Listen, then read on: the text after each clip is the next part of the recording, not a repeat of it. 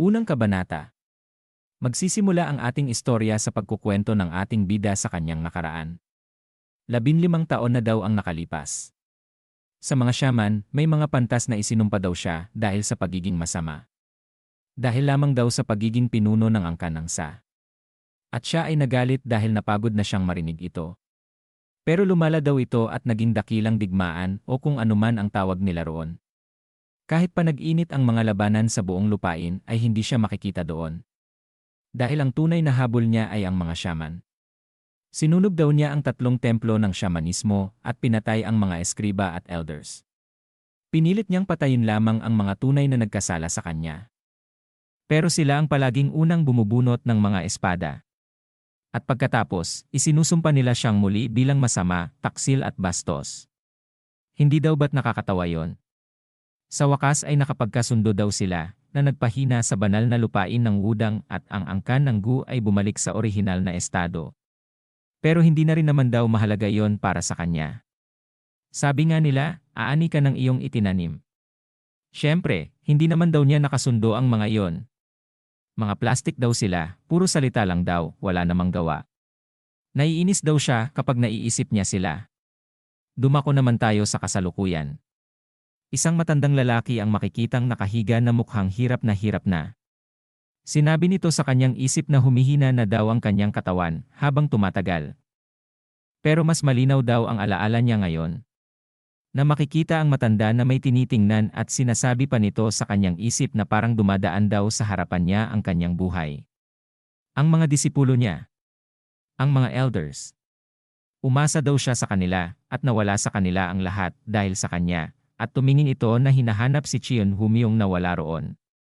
At makikita si Cheon Humyong na sinasabi nito na ito daw ay maraming kakulangan pero ito ang pinakatapat sa kanila. At hinahanap pa rin daw kaya nito ang halamang nagbibigay buhay. Baka nga daw hindi iyon totoo. Dapat daw ay bumalik na lang ito. Alam na daw niya ang ugali nito, malamang naghahanap pa siya sa kung saan saang burol kahit wala naman siyang alam tungkol sa mga halaman. Habang nakapikit na inaalala si Cheon Humyong. Sinabi nito sa kanyang isip na masarap daw siguro itong makita kahit isang beses bago daw siya mawala. Habang hirap na itong huminga. Naiisip niya na dumating na daw ang kanyang oras. At ngayon ay 80 anyos na daw siya. Gaano daw kalaki ang pinagdaanan niya para makarating dito?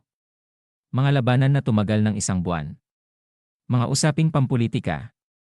Ang buong Murim ay nasakop ng pinuno ng angkan ng Sa, si Hyokyeon Mugang. Iyan daw ang pangalan niya. Ayon sa kwento, ang Imurim ay isang salitang karaniwang ginagamit sa wuxia na tumutukoy sa mundo ng martial arts. Ang mga miyembro ng angkan ng Sa ay kadalasang itinuturing na mga masasama. Pinagtaksilan daw niya ang mga mayayabang, inapakan ang mga masama, at tinraidor daw niya ang sarili niyang mga kaalyado.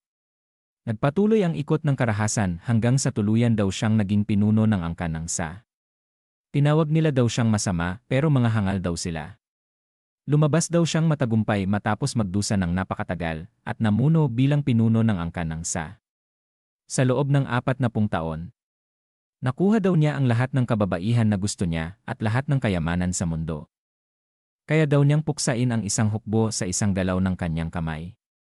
Siya daw ang pinakamakapangyarihang tao sa buong lupain. Pero ang bawat buhay ay may katapusan. Sinabi nito sa kanyang sarili na habang nakapikit ay paano lalaban ang isang tao sa kagustuhan ng langit. Kapag dumating daw ang oras, tatanggapin daw niya ito ng walang pagsisisi. At natahimik ito saglit. At sinabi sa kanyang sarili na ngunit, meron daw pala siyang ilang pinagsisisihan. Naiyak ito na tulo ang sipon at nasabi sa kanyang sarili na kung alam lang daw niya na ganito ang kahihinatnan. Sana nagastos daw niya lahat ng perang naipon niya sa buong buhay niya. Sana din daw tinapos niya na lahat ng mga pangkat pampolitika na nangahas lumaban sa kanya. Hindi man lang daw niya naranasan ang isang mainit na gabi kasama ang bagong concubine. Kahit daw ang isang buntong hininga ay nagiging hingal habang ito ay dumadaan sa kanyang mga labi. Ang malungkot, mahihinang tinig daw ng kanyang mga tapat na disipulo ay umaabot sa kanyang pandinig. Ang kanya daw mga tapat na sinuntok ng malakas ng balbas sarado at nakaasul na disipulo niya ang pader at sinabing napakakupal, bakit ayaw na lang daw niyang mamatay. Nanlaki ang mata ng ating masamang bida sa kanyang narinig. Sinabi naman ng mapayat niyang disipulo na nagpupunas ng luha na palagi daw siyang malusog. Kaya parang ayaw daw sumuko ng kanyang katawan. At ang nakakalbo niyang disipulo na may tungkod ay sinabing peste, nakakainis daw talaga. Nasabi ng ating bida sa kanyang sarili na tapat. Nakatiklop pa ang kamao ng balbas sa radong niyang disipulo na kapag naaalala daw niya lahat ng panahon na inuutusan daw siya ng matandang demonyong iyon, hindi daw niya mapigilang umiyak. Sinabi naman ng payat na may panyo na napakasaya daw niya na sa wakas, nasa bingit na daw siya ng kamatayan habang humihikbi-hikbi pa. Tumatango-tango lang ang nakakalbo niyang disipulo sa sinasabi ng dalawa. Nasabi na lang ng ating masamang bida sa kanyang sarili na mga walang hiya daw sila. At ang disipulo niyang mukhang matino ang itsura ay sinabing wag daw silang mag-alala. Aayusin daw niya ang lahat. Sumagot ang isa sa mga disipulo niya na talaga daw, nagpapasalamat daw sila sa lahat ng tiniis niya, Socheonju. At sumagot din ang isa sa kanyang disipulo na talaga daw. Napanganga na namuti ang mga mata ng ating masamang bida. At nasabi sa kanyang sarili na ang disipulo daw na inalagaan niya ng 60 taon. Na kung iisipin daw na kinuha niya ang walang kwentang taong iyon at pinalaki bilang isa sa kanyang mga tagasunod. Ano daw ba ang nagawa niya at nangyayari ito? Wala nang luha ang mapayat niyang disipulo na nakakangiti na sinabi nito na ngunit hindi ba't maswerte daw. Dahil sobrang natakot daw siya na baka dalhin talaga ni Cheon Humyong ang immortal herb, kaya nagdasal daw siya gamit ang holy water araw-araw. Masayang sinabi ng nakakalbong disipulo na eksakto daw. Nadagdag pa nito na pinagpapawisan at nanginginig na wala daw siyang kilalang mas masamang tao na nabuhay nang hindi nagdusa mula sa retribusyon ng pagtanda. Kahit isipin lang iyon, nakakakilabot daw.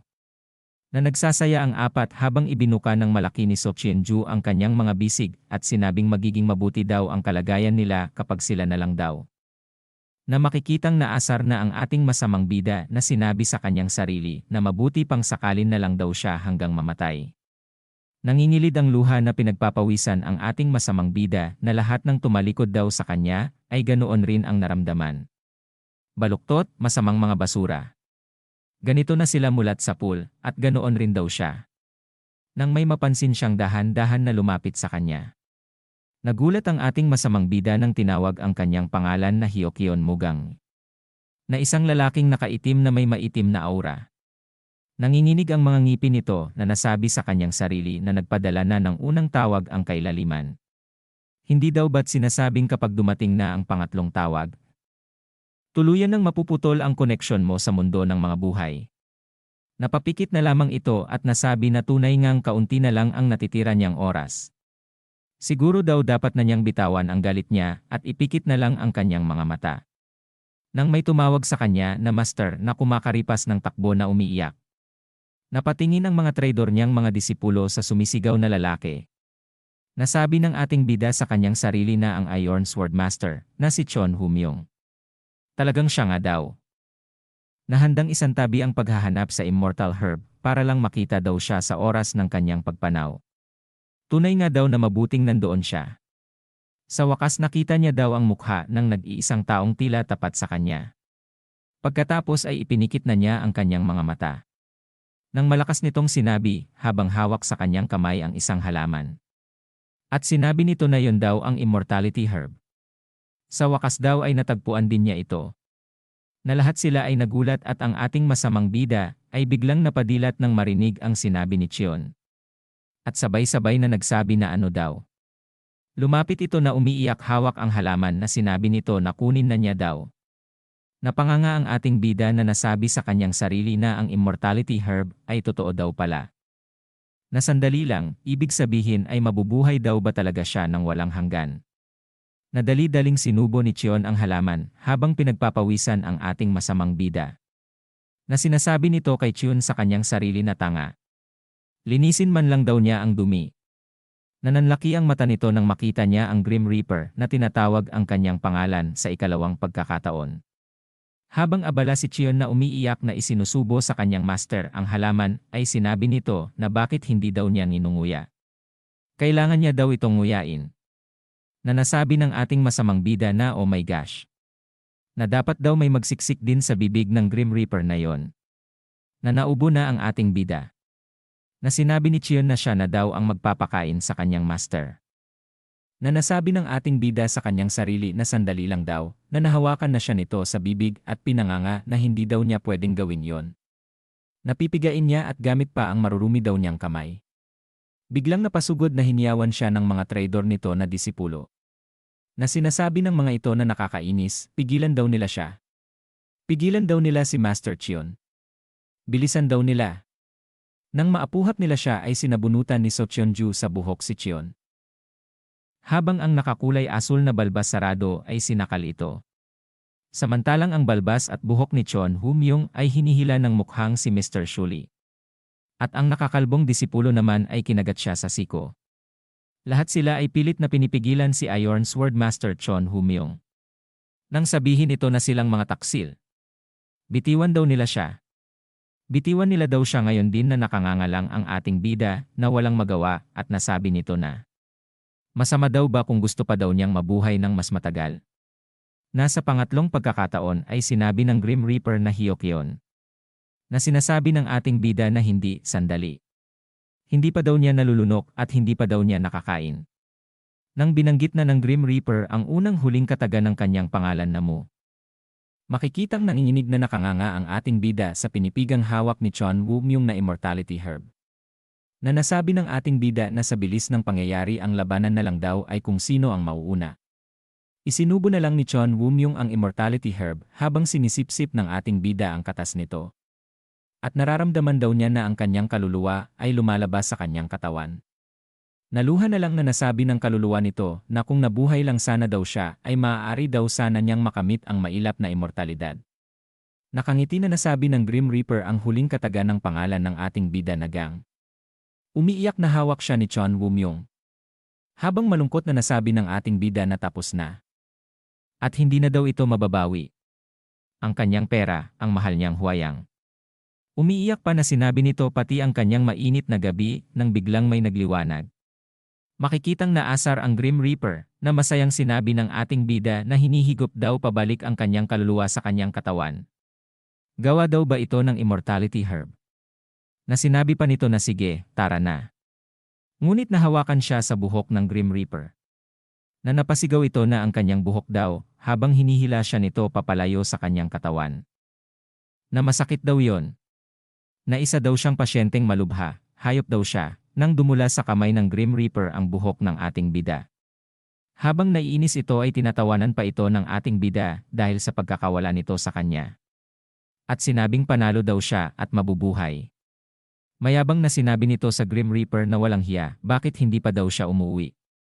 Gusto daw niyang kunin ang kanyang kaluluwa anuman ang mangyari, tama. Sige, subukan niya lang daw. Iyon daw ang halaman, Immortality Herb. Na kahit ang Emperador Qin Shi Huangdi ay hindi natalo ang kamatayan, pero siya daw nagawa niya.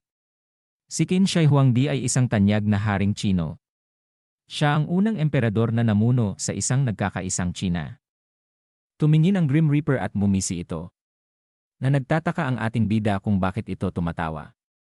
Habang dahan-dahan bumabalik muli ang kanyang kaluluwa sa kanyang katawan. Ay sinabi pa nito na sige daw walang hiya, tingnan daw niya kung sino ang mananalo. Pagdating sa pagtitiyaga ay walang sinumang tao sa buong murim ang makakatalo sa kanya. Mananatiling nakapikit ang kanyang mga mata hanggang siya ay matapos. Hindi daw siya kikilos ni isang beses. Kamatayan siya daw ang pinuno ng angkang ng sa si Hyokyon Mugang, ang lalaking lumaban sa kanyang tadhana. At dito na po nagtatapos ang unang kabanata.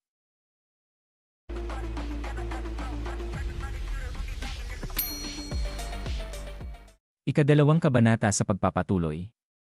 Nasabi ng ating bida na may naririnig daw siyang mga matatandang nagsasalita. Nakaalis na daw siguro ang Grim Reaper. Nang bahagyang niyang binuksan ang kanyang mga mata, ay may nagsalita na nagsisimula na daw siyang magising. Nang may mapansin siya at nasabing ang mga tao daw na iyon na may ganoong simbolo sa kanilang mga sombrero ay mga shaman. Na tama mga shaman nga daw. Nang mabigla ito at napadilat na napatanong at nasabing teka mga shaman. At makikitang napapalibutan siya ng mga ito. Nang may nagtanong nagising na daw ba siya? Napatanong ito habang nakahiga na sino daw sila. Na ano daw ang nangyayari? Ngumiti ang matandang lalaki na may puting balbas at sinabi nito na hindi daw ba napakaswerte niya. At sinabi naman ng isa na binabantayan daw siya ng langit. Nasabi ng ating bida na matapos daw ba mapagtanto ng Grim Reaper na hindi niya siya maaaring kunin, ay may ginawa daw ba ito? Ito daw ay isang kalokohan, hindi daw yon maaari. Ngunit bakit hindi daw niya magalaw ang kanyang katawan? Na makikitang nahihirapan itong kumilos. At nasabing hindi daw yon maaari at bakit masyado daw masakit kapag gumagalaw siya. Sinabi sa kanya ng isa sa mga matatanda na okay lang daw. Huwag daw siyang masyadong gumalaw. Nasabi ng ating bida sa kanyang sarili na buwisit, ayos lang daw sa kanya na hindi makagalaw pero pakiramdam daw niya ay parang nabali lahat ng buto niya at bawat kalamnan niya ay parang pinagpira-piraso.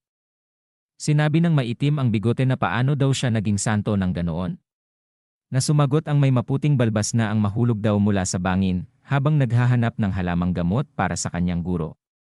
Nagngingit-ngit na napapikit ang ating bida at nagtatakang napasabi na kailan daw iyon nangyari. At ano daw ang kanyang ginawa. Nang isang alaala ang kanyang nakita at isang batang pinabayaan ng kanyang mga magulang. Na napatanong siya na ano daw ang mga alaala na yon.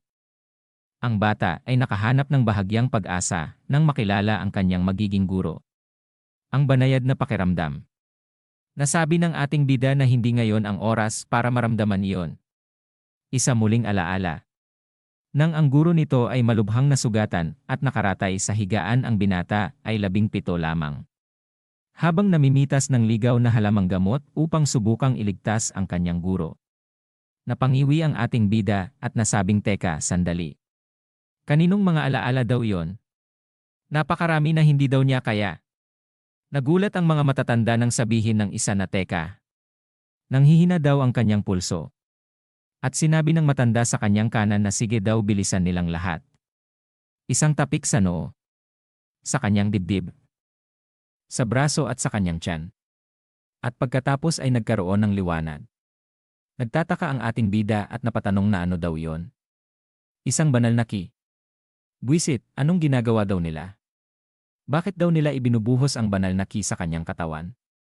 Sinusubukan daw ba nila siyang patayin at ginagawa daw ba nila yon sa utos ng Grim Reaper? Napasigaw ang ating bida. At ang isinalin na ang panghuling ki. Na masayang itinaas ng maitim na buhok na matanda na tapos na daw at gumana yon.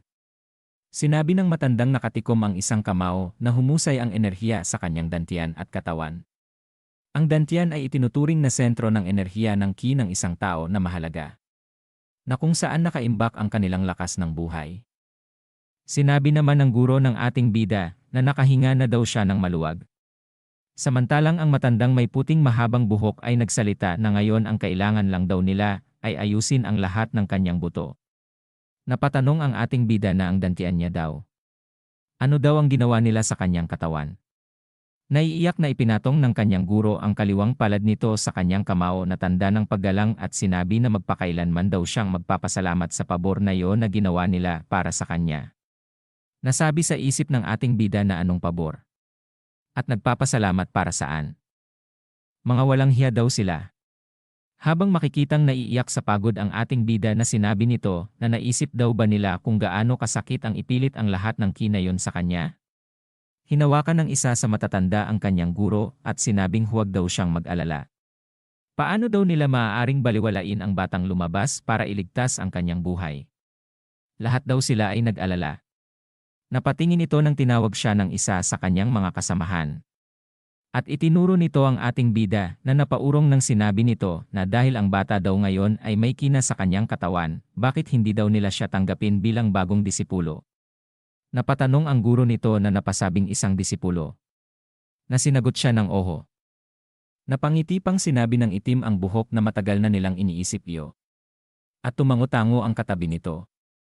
Napaisip ang nakakataas na matanda at nasabing totoo daw yon. Habang napahawak ito sa kanyang balbas ay sinabi pa nito na wala pa siyang karanasan, hindi daw ba? Ang disipulo daw ni Myungjin ay tiyak na magiging first class. Sinabi ng kanyang kausap na naniniwala daw siyang nais ito ng bata at may karanasan na siya sa kanila. Kahit biglaan ay kailangan daw ni Myungjin na magturo ng kahalili daw niya. Tumingin ito sa guro ng bata at sinabing ano daw ang masasabi niya tungkol doon. Nanatahimik ito sandali. Lumapit ito sa kanyang disipulo at sinabing matagal na daw niya itong iniisip. Ngunit ipinagpapaliban daw niya ito dahil sa kanyang kalusugan. Kung tatanggapin daw nila siya ay sasanayin niya siya ng buong puso. Na napapikit na hinawakan nito ang kanyang balbas at sumagot na sige daw. Na makikitang natuwa ang tatlo pa nitong kasamahan sa kanyang sinagot. Sinabi pa ng nakakataas na matanda na medyo biglaan daw yon. Ngunit kung lahat daw sila ay sang-ayon, ay tatanggapin daw niya ang batang iyon bilang disipulo ni Myung-jin. Manghiyak-ngiyak sa saya ang guro ng bata nang marinig niya ang sinabi nito. At lumuhod ang guro ng bata at sinabing ikinararangal daw niyang siya'y tinanggap. At tinanong siya nito na ngayon daw ay nakaisip na daw ba siya ng pangalan para sa kanya. Napahawak ito sa kanyang baba at sumagot na ang pangalan daw ng isang first class ay magsisimula sa Jin. Napipiliin daw niya ang Mu. Masayang sinabi ng nakatataas na matanda na Jin Mu. Iyon daw ay magandang pangalan. At masayang nagtawanan ang mga yon. Nasabi ng ating bida sa kanyang sarili na Jin Mu. Na ang pangit daw ng pangalan na yon. Ang marinig pa lang daw iyon ay nagpapanginig na sa kanya. Bakit daw ba may sistema ng herarkiya ang mga taong ito at may mga pangalang nagsisimula sa parehong titik? Ang Myung na ang ibig sabihin ay ganap na shaman. Ang Jin ay ang tinatawag na first class disciple. At ang Chong ay ang second class na disciple. Mga walang kwenta daw silang mga tao at ang kakulangan nila sa pagkamalikhain. Masayang tinawag ng nakakataas na shaman ang kanyang mga kasamahan. At sinabi nito para sa mabilis daw na paggaling ni Jin Mu. Nang maghawak ang mga kamay ng mga ito, nagtataka ang ating bida at napatanong na ang mga hangal daw na yon ay ano na naman ang ginagawa. At nagulat ito nang palibutan siya ng mga matatandang shaman na magkakahawak ang mga kamay. At nagsalita ang bawat isa sa kanila na sinabi na palayain daw ang katawan na yon mula sa kasamaan. Habang sinasabi ng ating bida na tumigil na daw sila. Sinabi pa ng mga shaman na maging matuwid ang katawan na yon at ang lumayas daw ang masama mula sa mortal na anyong iyon. At maging matuwid. Na nakikiusap ng paulit-ulit ang ating bida na tumigil na daw sila. Habang nakapikit ang leader ng mga shaman ay sinabi nito na palayasin ang mga demonyo at sakit mula sa katawan na yon. Sinabi naman ng kanyang guro habang nakapikit ito na pagalingin daw ang katawan na iyon at panatilihing malusog. Nagmamakaawa habang sumisinghot ang ating bida na sinasabi nito na pakiusap tumigil na daw sila. Dagdag pa nitong sinabi na kung may nasaktan ay bigyan na lang sila ng gamot at benda. Bakit daw sila nagsisimulang magdasal? Ganoon daw ba sila kasabik na tapusin siya? Matapos puksain ang lahat gamit ang brutal na puwersa. Siya si Hyokyon Mugang ang pinuno ng saklan ay kasama ang kanyang dalawang disipulo ay hinati ang murim sa tatlo at pinamunuan ang lahat. Ngunit ngayon, naging first class disciple daw siya ng isang humihinang grupo ng shaman na si Jin Mu. Ano daw ang ginawa sa kanya ng Grim Reaper na yon? Ipinikit niya lang daw ang kanyang mga mata at nang idilat na niya ang mga iyon ay nasa katawan na siya ng isang batang malapit ng mamatay. At ngayon lahat daw ng kanyang mga alaala ay nasa kanya na. Nagninit-ngit nitong nasabi na dahil daw doon. Bigla itong nagalit nang maalala niya na dahil sa pinilit nilang ipasok ang banal na ki sa kanyang katawan. At ngayon ay pinapawi daw nito ang lahat ng iba pang anyo ng enerhiya. Kaya't hindi daw niya magamit ang dati niyang kapangyarihan. Bukod pa roon sa tuwing magkasama sila ng kanyang guro, ay nagbabago ang kanyang ugali sa harap nito na parang isang mabait na disipulo. Na hindi daw niya mapigilan ang reaksyong iyon. Tuwing tinatawag niya siya sa kanyang pangalan. Na kailangan daw niyang maging mabait sa kanya. Buwisit, bakit daw kailangang gawin sa kanya ng katawang iyon ang mga ganoong bagay? Lumapit ang ating bida sa kanyang guro at nagbigay galang. At tinanong nito kung tinawag daw ba niya siya at sumagot iyon sa kanya ng oho. Gaya ng gintong headband ng Haring Unggoy ang alaala daw ng katawang iyon ay pinipilit siyang kumilos ng ganoon.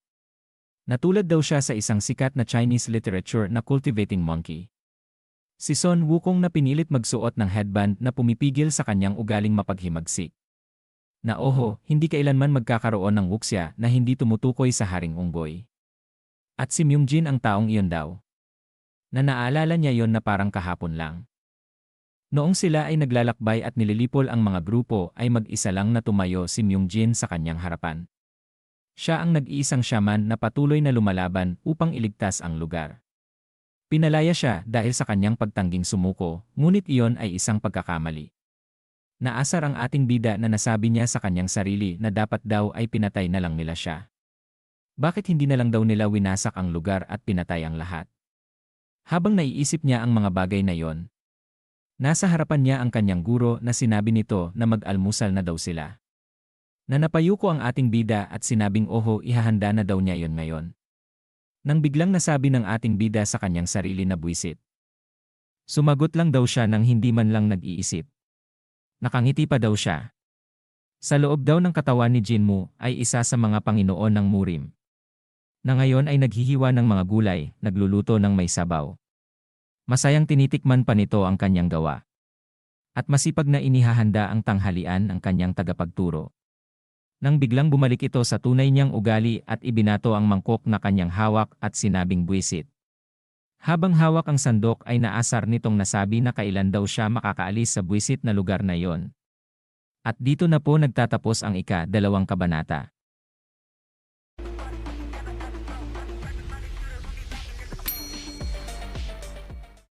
Ika-3 kabanata sa pagpapatuloy.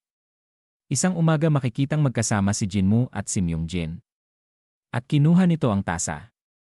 Habang pinagmamasdan ni Myungjin si Jinmu na tinanggal nito ang espada sa kaluban, ay nag-aalalang napalunok ito. Samantalang nagko-concentrate ang ating bida na hawak ang espada. Isang dagundong ang maririnig at nagsimulang lumiwanag ito. Hanggang nabalot ng enerhiya ang kanyang espada. Na ikinagulat ni Myungjin. Habang hawak ni Jinmu ang espada ay nasabi ni Myungjin na nagagawa na daw niyang gumamit ng espada ng ganoon. Sinabi pa nito na nagulat daw siya. Dahil kahit mag-ensayo daw siya ng maraming taon ay mahirap matutunan kung paano gawin yon. Na 3 buwan pa lang ang lumipas. Ngumiti ang ating bida habang hawak nito ang tasa. Na sinabi niya sa kanyang sarili na dagdag pa na natuto lang daw siya sa pamamagitan ng salita. Nakalimutan niya daw iyong banggitin. 3 buwan matapos siyang tuluyang gumaling. Si Myungjin na nawalan ng kapangyarihan ay kinailangang sanayin daw siya gamit lamang ang mga salita. Habang humihigop ay sinabi pa nito na kahit para sa isang dating Panginoon ng Murim ay nakakainis daw matutunan ang lahat ng iyon mula sa simula. Samantalang nag-iisip ang kanyang guro na nakahawak sa balbas nito. Ay nasabi ni Jinmu sa kanyang sarili na ang lintik na katawan daw na iyon. Na lahat ng alaala nito ay kumokontrol sa kanyang mga instinct. Kaya hindi niya matutulan ang mga sinasabi nito. Nang magsalita si Myungjin ay sinabi nito na ito daw bay dahil sa ki na ipinadala nila sa kanyang katawan. O habang tinuturuan niya siya ng isang bagay ay natututo siya ng 10. Hindi, 100 bagay dahil isa daw siyang henyo. Nagtataka na hindi pa din makapaniwala sa kanya si Myungjin at nasabi nito na hindi iyon posible. Na napatingin ang ating bida sa kanyang guro at sumagot sa kanyang sarili na siyempre, hindi daw niya maiintindihan iyon. Kahit na nasa katawan daw siya nito, ay isa daw siya sa pinakamalalakas na nilalang sa mundo. Mas nauunawaan daw niya ang kapangyarihang ito nang di hamak kaysa sa kanya. Pero gayon pa man, nang mapaubo ito ay nasabi niya na naging masaya ang pag-aaral ng mga teknik nila. Araw-araw ay bumubuti ang kanyang kakayahan at lumalalim ang kanyang pagkaunawa sa mga pangunahing galaw. Kumpara sa mga mapanganib na teknik na ginamit daw niya noon, mas ligtas daw iyon. Aaminin daw niya na may dahilan kung bakit sikat ang lugar na iyon. Mas lalo pa daw siyang magsusumikap sa kanyang pagsasanay. Na parang bumalik daw siya sa pagkabata. Magsasanay daw siya ng husto upang mawala daw sa isip niya ang oras. At lumipas ang 1 taon. Gamit ang espada. Makikita ang lumalabas na enerhiya mula dito. Napatuloy pa din siyang nagsasanay. Na ibang estilo ng galaw ang kanyang ginagawa. Samantalang sa isang malaking puno niya ginagawa ang kanyang pagsasanay. Ay nasabi niya na naabot na daw niya ang rurok ng kanyang teknik. Sa wakas ay mukhang madali na daw niyang matatalo ang isang first class na disipulo. Habang hinahawakan ng ating bida ang mga marka ng talim ng espada sa puno, ay nasabi niya na ang mga teknik na natutunan daw niya doon ay may mga ilang sablay, pero mas maganda ang mga ito kaysa sa mga nauna niya. Ngunit may isang problema daw, ang pag-aaral kung paano kontrolin ang kanyang ki ay masyadong natatagalan. Nakabisado na daw niya ang paghawak ng espada, hanggang sa isang tiyak na antas. Kung may makakakita daw sa kanya mula sa grupo ay siguradong mapapahanga sila. Ngunit mabagal pa rin daw iyon na hindi pa daw siya kontento, sana daw ay nagamit niya ang kanyang mga dating kapangyarihan at nilaktawan ang ilang mga antas sa ganoong paraan.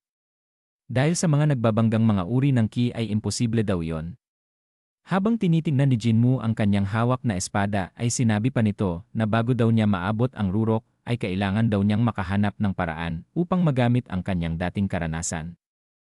Pero kahit papaano ay alam na daw niya na kung ano ang kailangan niyang pagtuunan ng pansin. Kailangan daw niyang maging isang master disciple.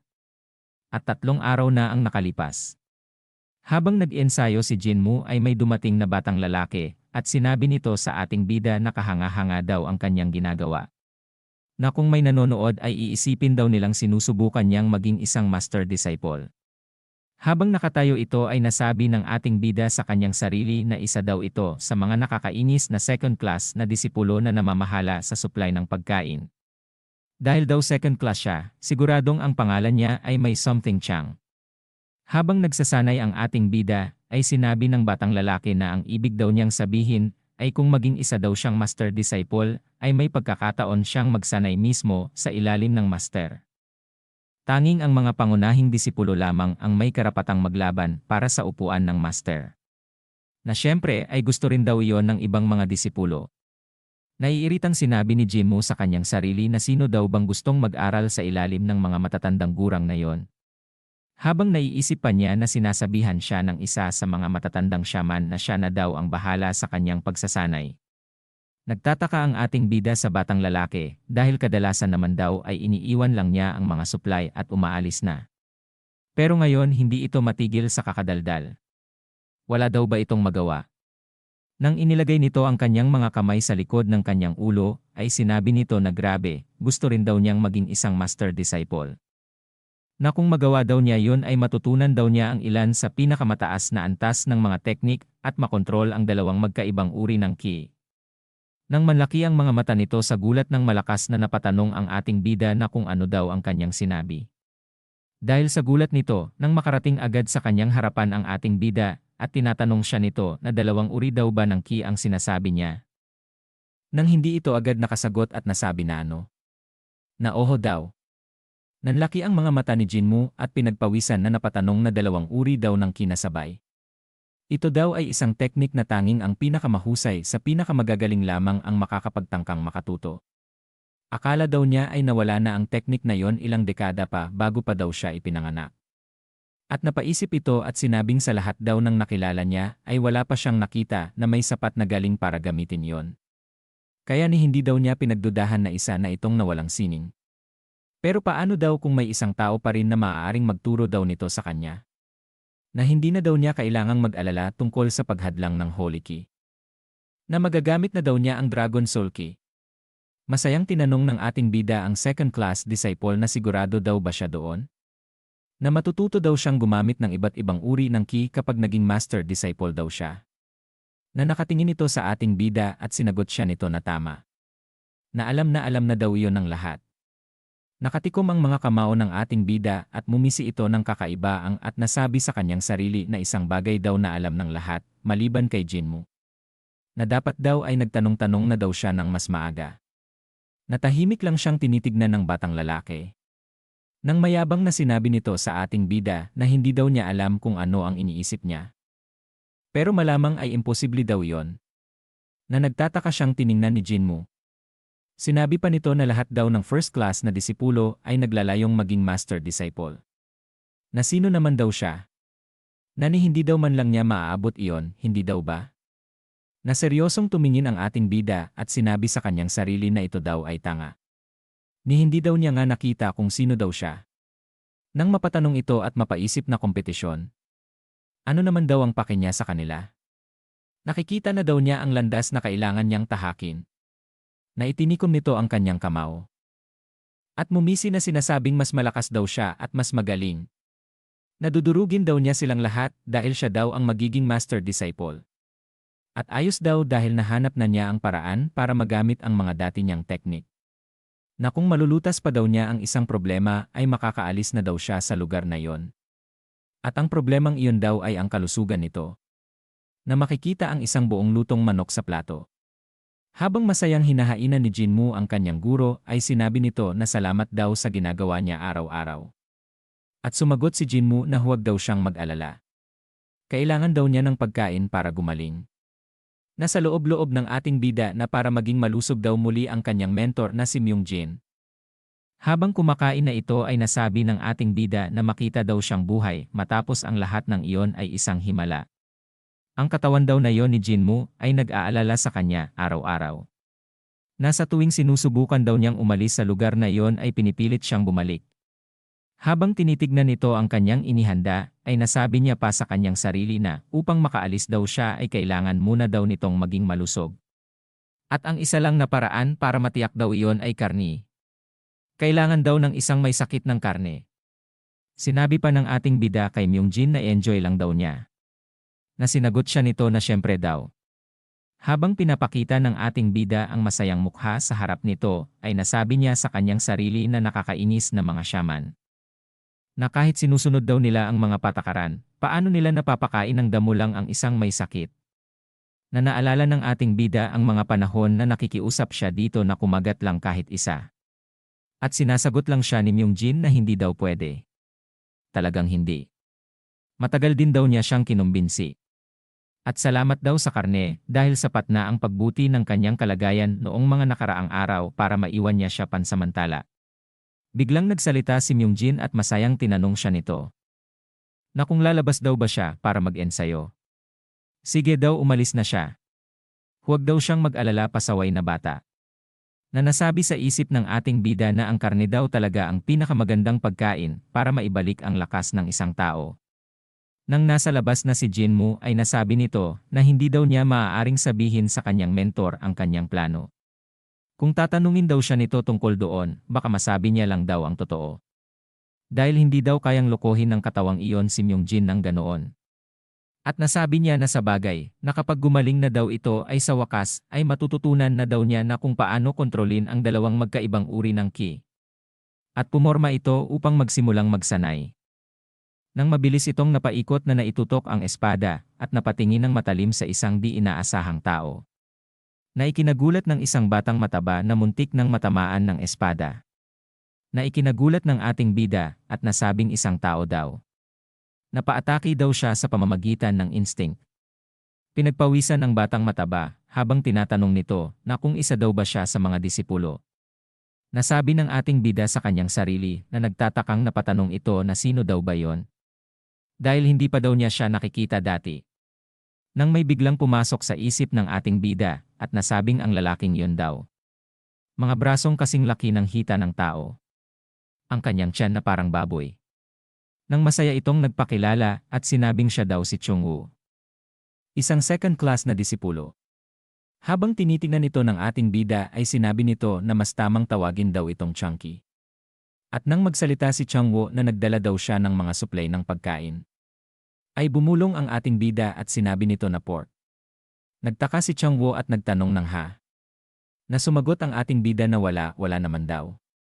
At napatanong ang ating bida sa kanyang sarili na bakit nga daw ba ito nandoon? At dito na po nagtatapos ang ikatatlong kabanata.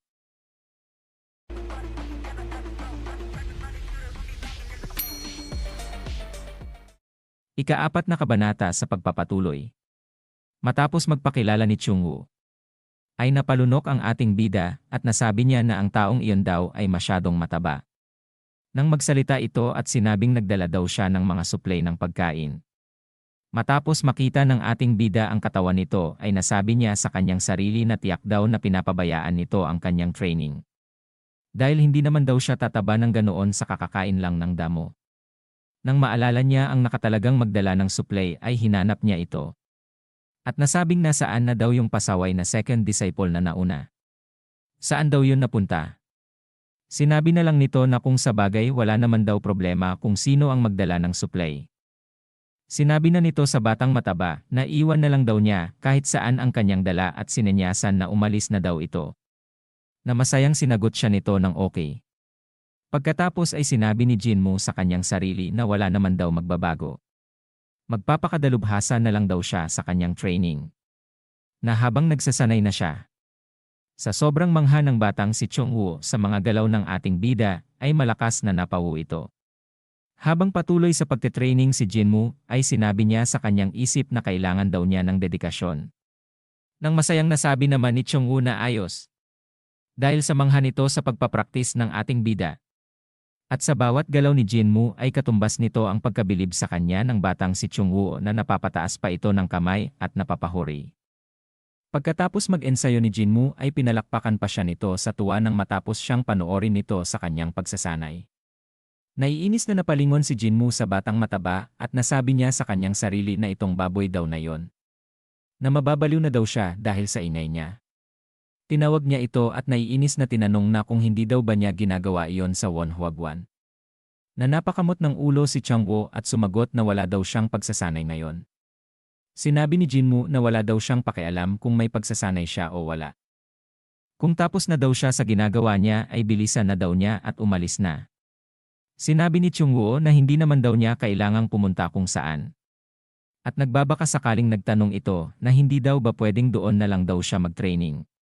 Pagkarinig ng ating bida sa sinabi nito ay nagtataka siyang napaisip na hindi daw ba karaniwan na nakikisama ang mga tao sa mga kaibigan nila pag walang pasok. At natahimik ang ating bida saglit at tinanong niya si Chongwoo na hindi daw ba niya pwede gawin iyon sa Wonhuaguan. Na sinagot siya ni Chongwoo na hindi. Sinabi pa ng ating bida na wala daw bang gustong makisama sa kanya doon. Sinabi nito sa kanya na siguro daw ay abala ang lahat. Nang biglang napagtanto ng ating bida na hindi daw kaya. At tinanong niya ulit ito at sinabing kapag nilalapitan daw ba niya ang iba, ay umaalis daw ba sila agad. Natatawang sinagot siya ni Chongwoo na oo, paano daw niya yon nalaman? Tinanong pa ng ating bida na hindi daw niya man lang ba sila nakakasparing. At sumagot ito sa kanya na hindi naman masyado. Dahil daw siguro hindi siya ganoon kagaling. Tinanong din ni Jinmu na yung taong dapat daw na tagadala ng mga supply ng pagkain, ay iyon daw ba ang nagsabi sa kanya na magpalit sila? Tumawa ito at sinabing oho. Naging abala daw yon itong mga nakaraang araw. Dagdag pa ng ating bida na palagi daw ba siyang natatawa sa mga pagkakamali niya. Masayang nasabi ni Chongwoo na sa tingin niya daw ay gusto lang niyang tumawa. Nasabi ng ating bida sa kanyang sarili na yon daw ay pambubuli. Siya daw ay nabubuli. Na hindi niya man lang daw iyon napapansin. Malungkot na naisip ng ating bida na dahil siya daw ay bulag at inosente ay iniiwasan siya dahil hindi siya ganoon nila kailangan. Katulad daw siya ng isang taong kakilala niya. Natadhana nga naman daw. Nang maalala niya si Cheon Woo Myung. Ito daw ay kawawang tao pero siya ay tapat. Tumatawa daw ito kahit binubugbog. Siya lang daw ang bukod tanging namimiss niya mula sa angkan ng sa. Napakamot na lang ng ulo ang ating bida at nasabing bahala na daw. Sinabi na lang nito kay Chongwoo na huwag na lang daw niya siyang abalahin at huwag daw siyang humarang sa kanyang pagsasanay. Sumagot ito sa kanya ng oo at yumuko upang magpasalamat sa pagpayag niya na dumuon muna ito. Nasabi ng ating bida na basta't hindi daw siya nito guguluhin at istorbohin. Nang mapapikit ito at mapaisip na bakit hindi daw niya panoorin ang pagsasanay nito. Sumulyap si Jinmu kay Chongwoo at nasabi niya na maaari na daw ba niyang makita kung paano nagsasanay ang isang apprentice ng shaman. Nang makita niya ang postura ni Chongwoo, ang pagpihit ng paa nito at ang iba't ibang galaw ng kanyang mga kamay, ay napangiti si Jinmu at napatanong na nasabi niya na ang 7-star fist. Ang lahat daw ng batayan ng kasanayan ay alam daw pala ni Chongwoo. Akala daw niya ay tamad ito. Pero malamang matagal na daw itong nagsasanay. Dahil daw doon ay hindi man lang daw nito isinasaalang-alang ang uri ng katawan niya. Si Chongwoo daw ay mataba. Ang kanyang mga galaw ay mabagal. Nawala na daw ibang paraan kundi maipakita ang mga galaw niya sa kalaban. Napapikit na naiinis si Jinmu at nasabi niya na halimbawa kung maikli daw ang mga braso ng isang tao ay kailangan niyang gumamit ng paa ng higit kaysa sa orihinal na paraan o kailangang gumamit ng diskarte. Na kung sino man daw ang nagturo kay Chongwoo ay tanga. Nasabi pa ni Jinmu sa kanyang sarili na wala naman daw siyang pakialam doon pero nakakainis daw panoorin si Chongwoo. Nilapitan ni Jinmu si Chongwoo habang nagsasanay at pinalo niya ito sa ulo. Napaaray ito at napalingon sa kanya. At tinanong niya ito kung bakit daw niya ginagawa iyon ng ganoon. Sa inis ng ating bida ay dinuro niya ito at sinabihan si Changwo na ito daw ay malaki at mataba. Na kung babaguhin daw niya yon ay hindi malalaman ng kanyang kalaban kung ano ang tumama sa kanila. Magiging kasing elegante daw ng magandang puno na iyon ang kanyang mga galaw. Nakuha daw ba niya? Na makikitang hindi pumasok sa isip ni Changwo ang kanyang mga binanggit. At nasabi ng ating bida sa kanyang sarili na wala daw itong naintindihan na kahit ano. Napahawak na lang sa noo ang ating bida at nanlumo na sinabi nito na ang ibig daw niyang sabihin na hindi na naituloy at sinabi na lang na nababaliw na daw siya. At nasabi na lang sa sarili ni Jinmu na anong tanga daw nito. At pagkatapos ay hinawakan niya ito sa tenga at hinila sabay sabing tara na daw. Nasumunod daw si Changwo sa kanya. Napaluha si Changwo at nasabing masakit daw yon. Nasinagot lang siya ni Jinmu na tumahimik daw siya. Habang hawak niya sa kamay si Changwo sa kanilang pagsasanayan.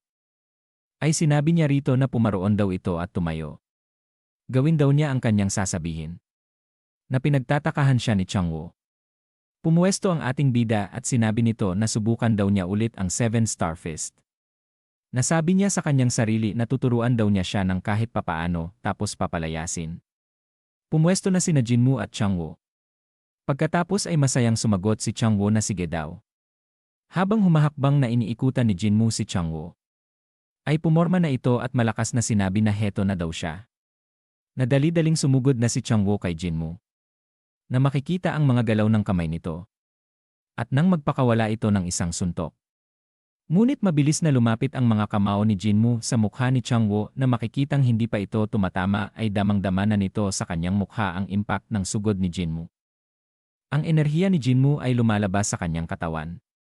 Nang ang mga kamao ni Jinmu ay malapit na sa kanyang mukha ay pinagpawisan na nasabi nito sa kanyang sarili na nauna daw siyang gumalaw pero bakit ganon? Nang sinabihan siya ni Jinmu na huwag daw siyang gumawa ng walang kwentang galaw. Gawin daw niya ang kanyang mga suntok ng mabilis at diretsyo. Na pinagpawisan si Changwo sa mga simpleng pagsugod ng ating bida. At sinabihan siya ni Jinmu na kitang-kita daw niyang wala siyang gaanong utak kaya matututo daw ang kanyang katawan sa pamamagitan ng pagtanggap ng suntok. Na napao si Changwo sa mga sinabi ni Jinmu. Na mabilis na muling kumilos ang ating bida. At sinabi nito na ngayon daw ay ulitin niya at yumuko pa. At sinabi pa ni Jinmu sa kanya na wala naman daw siyang binago. Sa inis ng ating bida kay Changwo ay sinabi nito sa kanya na wala pa daw siyang nakikilalang mas tanga pa sa kanya. Na sa susunod daw ay patatamaan niya siya. At biglang sinipa niya ito na ikinagulat naman ni Changwo. Natutusukin niya din daw ang kanyang mga mata at napaaray na lang si Changwo. Habang nanginginig ito na hawak ang kanyang natusok na mata at ang kanyang betlog ay sinabi niya kay Jinmu na ngunit. Hindi daw ba masyadong duwag ang ganoong galaw? Nasinigawan lang siya ng ating bida at sinabing tumahimik daw siya. Wala daw duwag na paraan ng pakikipaglaban. Na kapag nanalo ka daw ay tapos na. Nainulit muli ni Jinmu ang mga ganoong paraan kay Changwo. Nang maghapon na ay sinabi ni Jinmu na tumigil na daw sila. At pagkatapos niyang sinabi iyon ay nagpasalamat si Changwo sa kanya sabay tumba. Na naiinis lang siyang tiningnan ng ating bida. Makikitang hinihinal sa pagod si Changwo at nasabi ni Jinmu na kahit papaano daw ay hindi siya sumusuko. Napatuloy daw siyang gumagalaw hanggang hindi pa daw niya sinasabing tumigil siya. Nairitang nakatayo ito na pinagmamasdan si Changwo na hinihingal pa din. Sinabi pa ng ating bida na kung gagawin daw ang isang galaw ng isang beses, ay kailangan munang gawin ito ng 20 beses para ito ay maisagad. Na ang tanga daw niya. Na nakakasagabal lang daw siya sa kanyang pag-ensayo. Sinabi ni Jinmu kay Changwo na huwag na daw itong pumunta doon simula ngayon. Sabihan na lang daw niya ang iba na gumawa ng pagdadala ng supply. Na napatingin sa kanya si Changwo at napatanong na ano daw. Sinagot siya ng ating bida na huwag na daw siyang babalik. At tinakot ito ni Jinmu at sinabing dahil kapag bumalik pa daw siya ay yari na daw siya. Nagulat ito sa pinakita at sinabi sa kanya ni Jinmu at sumagot ito na sige, aalis na daw siya. Habang pinagmamasdan ni Jinmu ang pagmamadaling pag-alis ni Changwo ay sinabi niya na matakot na daw siya. Napakiusap ay huwag na daw siyang bumalik at bakit pa daw ito babalik pagkatapos ng lahat ng kanyang ginawa. Nang biglang magsalita si Myungjin pababa ng hagdan ay sinabi nito na tinuruan niya daw si Changwo ng maayos. At napatanong si Jinmu sa kanyang guro kung nanood daw ba siya buong oras. Sinagot lang siya nito na hindi pa daw niya siya nakikita noon. At sinabi ni Jinmu na ganun din daw siya. At medyo tanga daw ito. Natawang sinabi ni Myungjin na mukhang ganun na nga daw. Pero ginabayan pa din daw niya siya ng maayos. Na ganun nga daw dapat. Na nagtatakang napatingin si Jinmu sa kanyang guro at nasabi niya sa kanyang sarili na bakit ang saya pa daw nito. Yumuko si Jinmu na isinuntok ang kanyang palad sa kanyang kamao at sinabing maghahanda na daw siya ng pagkain. Na sumagot sa kanya si Myungjin ng sige. Kinabukasan. Sinabi ni Jinmu na naglakad ang kanyang guro sa umaga at ang baboy daw kahapon ay hindi na bumalik. Napangiti si Jinmu at nasabi niyang nakahinga na daw siya ng maluwag. Na kung gayon daw ay maaari daw ba siyang magpahinga ngayon. Nang may nagsalita ng malakas at tinawag siya nito na loko-loko. Nagtatakang napatingin si Jinmu sa nagsalita. At nang makita niya ang mga ito ay nasabi niya na ang baboy daw na yon kahapon. At ang kasama daw nito ay ang dakilang disipulo ng Wonhuaguan na si Jinhe. Napalunok ang ating bida at nasabi niya na kung siya nga daw talaga yon. At kung tama daw ang mga naririnig niya tungkol dito. Na isa siya sa 7 Master Shamans. Ay bakit daw siya hinahanap nito? At dito na po nagtatapos ang ika-4 na kabanata.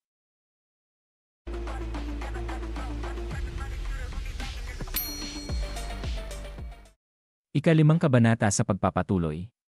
Nakatingin ang ating bida na si Jinmu sa dalawa at sinabi niya sa kanyang isip na siya ay isang dakilang alagad ng Primal Flower Hall na si Jinho. Kilala siya bilang ang death penalty na nakabitin sa ibabaw ng katotohanan, isa sa 7 punong shaman. Dagdag pa niya sa isip habang isinuntok ang kamao sa palad na kung siya daw ang death penalty, kailangan daw niyang maging magalang sa kanya. At pagkatapos sinabi niya na Sir Death Penalty. Anong dahilan daw at napapunta siya dito? Na sinabi pa niya sa kanyang isip na ayos lang kay Myungjin, pero ang pakikipag-usap daw ng magalang sa isang katulad niya ay nasasaktan daw ang ego niya. At pagkatapos isang malakas na sigaw ang tumama sa tainga niya na idinuro siya at sinabi na ano daw ba ang ginagawa niya. Na pinagtatakahan naman niya ito. Tumugon ang ating bida sa kanya at sinabi na ano daw ba ang pinagsasabi niya. Itinuro niya ito at sinabi na ang ginamit daw ni Changwu na 7-star fist. Dagdag pa niyang sinigaw sa ating bida na tinuruan mo si Changwu ng tusong mga pamamaraan at may isa pang bata ang nasugatan sa pagsasanay. Namuntik nang hindi makapagpatuloy ng kanyang lahi ang kalaban niya. Habang sinisermunan siya ni Death Penalty nakatingin siya kay Changwu na masaya siya sa loob-loob niya at napasabi pa na nanalo ka.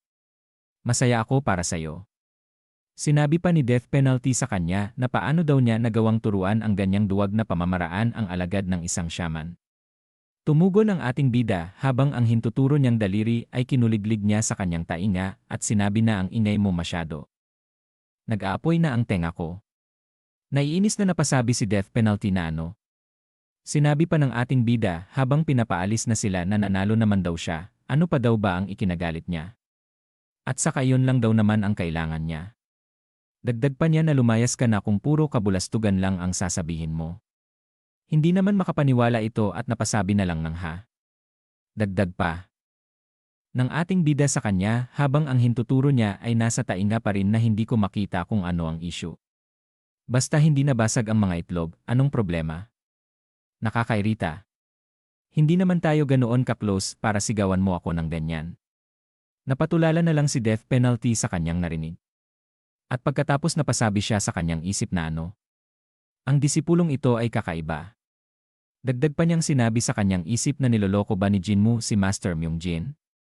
Mukha siyang inosenteng bata na tapat na naglingkod sa kanyang nakahigang master, pero ang walang ingat niyang pananalita at mayabang na ugali ay parang sa isang tindero sa lansangan. Dagdag pa niya na ano daw bang maaaring makapagpabago sa isang tao ng ganito katindi. Napatungo pa siya na malalim ang pag-iisip na may nangyari bang lubos na nagbago sa kanyang personalidad. Siguradong tinuruan lang siya ni Myungjin sa pamamagitan ng mga salita. Tumingin sa ating bida at sinabi pa sa isip na sigurado ako. Ang pagsasanay niyang mag-isa ang nagpalaki ng ulo niya at nagpaliko sa ugali niya. Hinatak ang kanyang espada sa kaloban at ang kislap ng enerhiya ay makikita. Sinabi pa niya na wala akong magagawa. Hindi ako alagad ng Ying-en Palace at hindi rin ako kasapi ng Royal Court.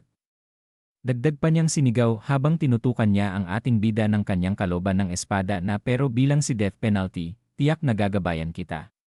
Pinagmasdan ng ating bida ang dulo ng kanyang espada at nakangiting sinabi na asa ka pa, hindi mo ako magagabayan. Hinatak din ng ating bida ang kanyang espada at makikita rin ang kislap ng enerhiya dito. At sinabi niya sa kanyang isip na dumating ang pagkakataon ng mas maaga kaysa inaasahan ko. Dagdag pa niya na kung mapabagsak ko ang isang master, kakalat ang pangalan ko, at isang hakbang na lang ako palapit sa pagiging isang master disciple. At sinabi niya na halika sumugod ka na. At nagulat si Death Penalty at naiinis na sinabi sa kanya na grabe, saan mo nakuha ang ganyang pananalita? At sinabi ng ating bida sa kanyang isip habang pinagtama ang kaluban at espada na pero hindi ko siya maaaring tamaan ng tunay na espada, kaya dapat ko bang gamitin ang kaluban? Matagal ko nang gustong lumaban pero siya pa daw mismo ang nagsimula para sa kanya. Dagdag pa niya na ito daw ay isang pagkakataon mula sa langit, hindi ba? Habang pinapalo-palo niya ang kanyang kaluban sa kanyang palad sinabi sa kanya ni Death Penalty na ano daw ba yan? Kailangan nating gawin ang mga pagsasanay. Ano iyang tindig mo? Dagdag pa niya na napakayabang mo talaga. Pagmamayabang sinabi ng ating bida na ano ba, mapapatay mo ba ako sa kadaldalan mong yan? Nagdidilim na. Itinaas niya ang isang paa at sinabi na kung gayon. Kung ayaw daw niyang sumugod, siya na lang daw ang gagawa. Na mabilis siyang nawala sa kanyang pinagkakatayuan. Hinampas niya ang kanyang kaluban kay Death Penalty ngunit naharang niya ito. At napasabi sa kanyang isip na ang kanyang atake ay mailayuning magdanak ng dugo. Ito ay tiyak na ang Divine Gate 13 Swords. Habang inaasar siya ng ating bida sinabi pa sa isip ni Death Penalty na pero ang kanyang mga galaw ay napakaikli at malinaw at napakabilis pa niya. Dagdag pa niya habang pareho silang humampas ng kaluban na sige, gagamitin ko rin ang parehong teknik para talunin siya. Kung ipapakita ko sa kanya kung gaano kalaki ang agwat namin, mapapahiya siya. Sinabi pa ni Death Penalty habang nakatingin sa bandang ibaba niya na hindi ko siya pwedeng saktan. Kaya pupuntiryahin ko ang kanyang pulso. Ngunit nagulat ito nang malapit na sa kanya ang ating bida. At pagkatapos makikita ang kanilang kaluban na nagkatamaan. At napasabi si Death Penalty na yon daw ay masyadong delikado. At isa na namang mabilis na paggalaw ang ginawa ng ating bida habang nakangiti ito. At nagulat si Death Penalty nang malapit na itong tumama sa muka niya. Ngunit mabilis niya rin naharang ng kaluban niya. At napasabi pa sa isip na ang mga mata naman ngayon? Ang Divine Gate. 13 Swords. Isang atake na binubuo ng 13 galaw ng espada na naglalayong alisin ang sandata o gawing imposible ang labanan sa pamamagitan ng pagpuntirya sa pulso. Ito ay isang prinsipyo ng militar na naglalaman ng kagustuhan ng mga shaman na hindi kunin ang buhay ng kanilang kalaban. Nangangalit ang mga ngipin ni Death Penalty at sinabi sa isip na kung ginagamit niya ang teknik na yon. Bakit ang pinupuntirya lang daw niya ay ang mga lugar tulad ng mata at puso? Parang ang duwag daw naman ng pamamaraan ng espada ng angkan ng sa. At mabilis na gumanti si Death Penalty at malakas na hinampas ang kanyang kaluban sa ating bida at sinabi pa sa isip na hindi. Parang nakikipaglaban daw talaga siya sa isang miyembro ng angkan ng sa. At sumigaw ito habang tumalon sa hangin at sinabi na hoy. Na malakas na ihahampas ang kanyang kaluban sa ating bida. Mabilis namang winasiwas ng ating bida ang kanyang kaluban. Na tinamaan niya ang pulso ni Death Penalty dahilan ng pagbitaw niya sa kanyang espada. Na umikot ito sa hangin habang hindi naman makapaniwala sa ating bida. Pinagmasdan siya ng ating bida habang siya ay nakangiti. Hindi makapaniwalang sinabi sa isip ni Death Penalty na siya daw ay natalo. Tiningnan ang kanyang kamay na namumula ang pulso at sinabi sa isip na ano daw ang nangyari. At itinikom ang kanyang kamao na sinabi pa niya sa kanyang isip na kakaiba, ngunit hindi ko pinagsisisihan ang pagkatalo. Sa huling sandali, nagawa niyang ilihis ang atake at tamaan ang aking pulso, kahit na ang kanyang puntirya ay mga mahahalagang bahagi lamang. Si Jinmu na 1 taon pa lamang na mag-aaral. Dagdag pa niya sa kanyang isip na siya ay kahalintulad ng isang disipulong nakilala ko dati. Para siyang si Myung-jin, isang taong naging isang mahusay na master ng Taoismo.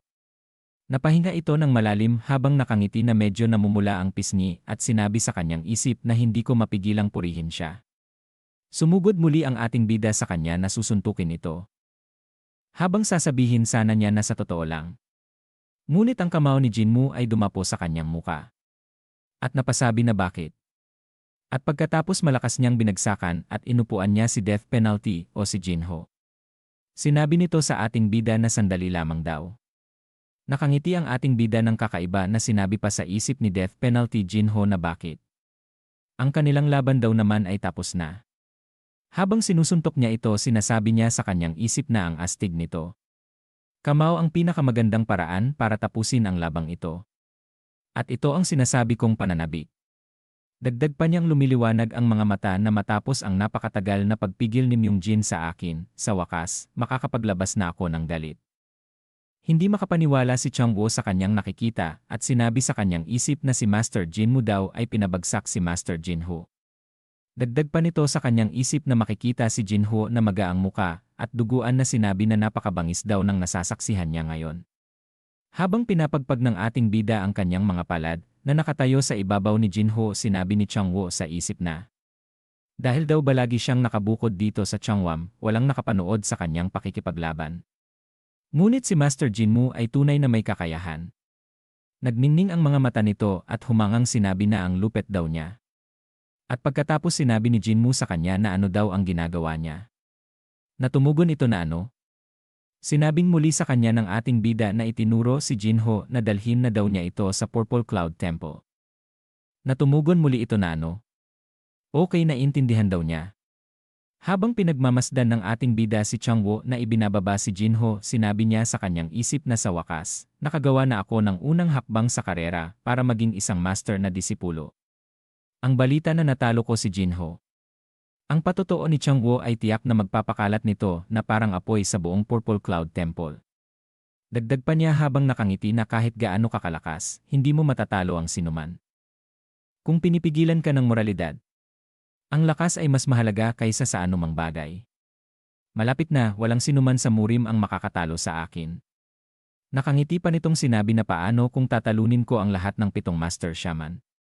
Ako ang magiging pinakamalakas na disipulo sa lahat. Malakas itong tumawa na sinasabi niya sa kanyang isip na matakot na kayong lahat. Parating na ako. At lumipat ang eksena sa Purple Cloud Temple. Sinasabi ng nasa gitna na may nakatalo kay Jinho. Paano daw kaya ito nangyari? Humawak sa kanyang balbas ang head of the shaman na si Myunghyun na sabihin daw niya ulit sa kanya ito. At dito na po nagtatapos ang ika-5 kabanata.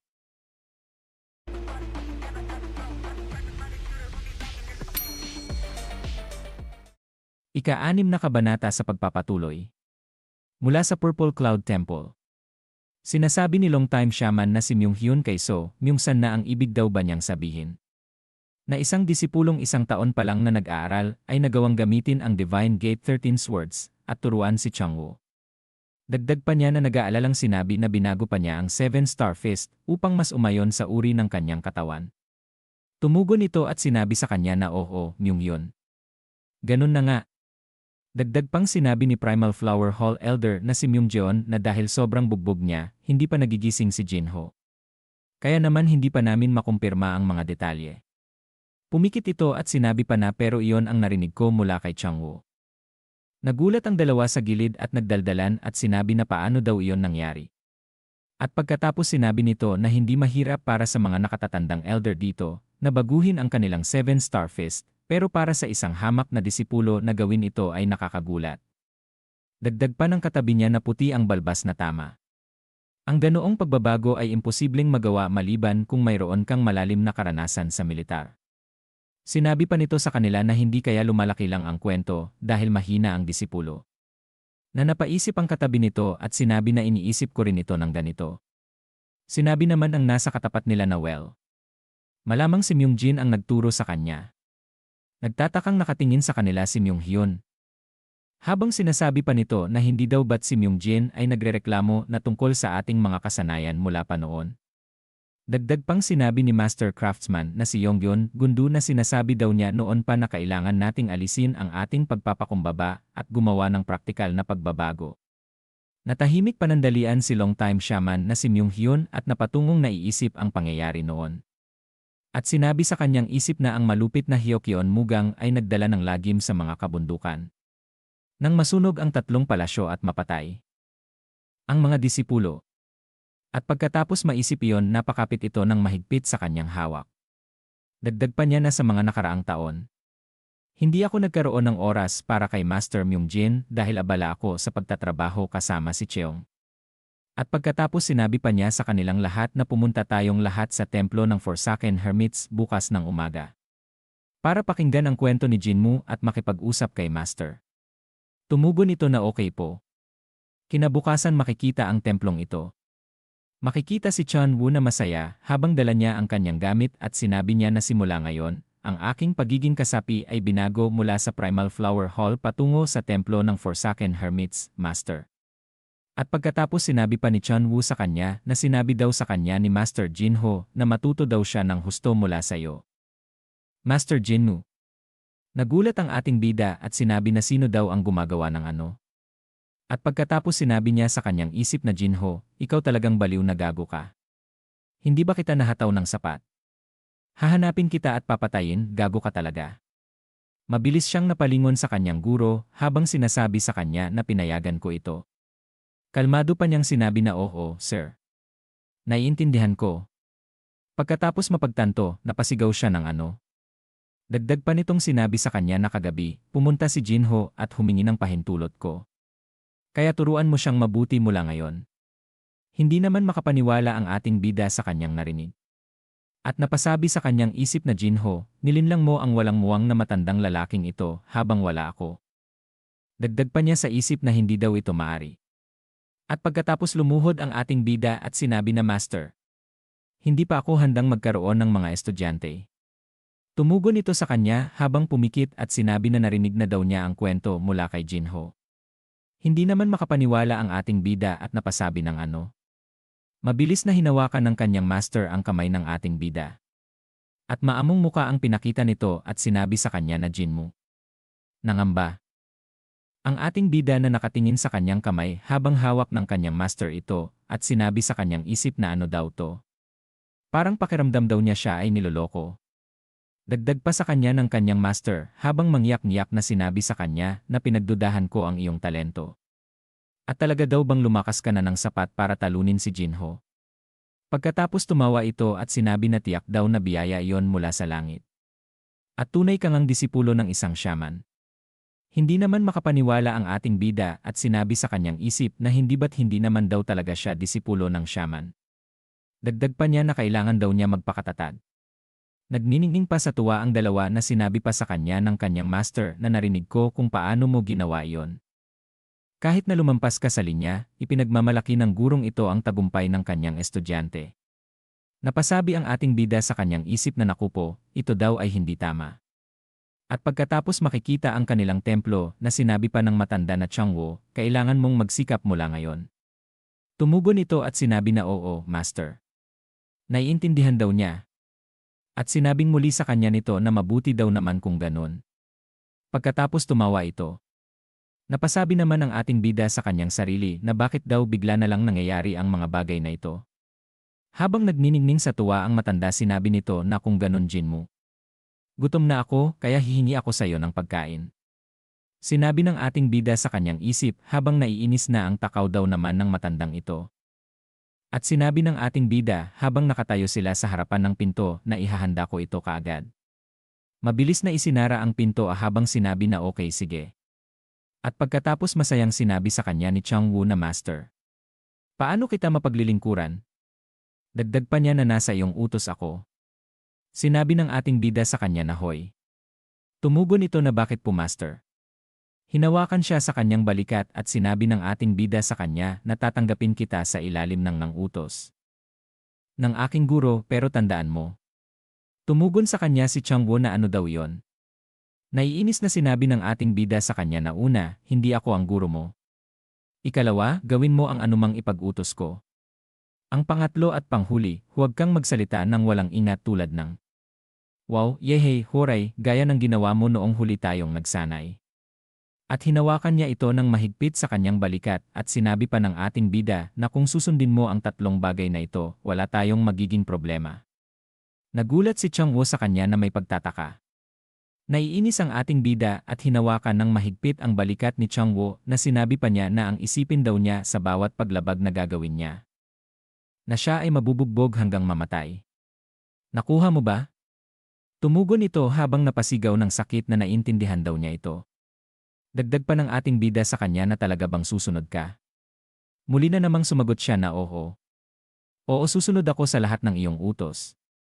At pagkatapos itinulak niya ito ng bahagya at sinabi na kung ganun, sige, umalis ka na. Tumugon ito na saan daw naman siya pupunta. Ngumisi ng nakakaloko ang ating bida at sinabi na saan daw ba sa palagay niya.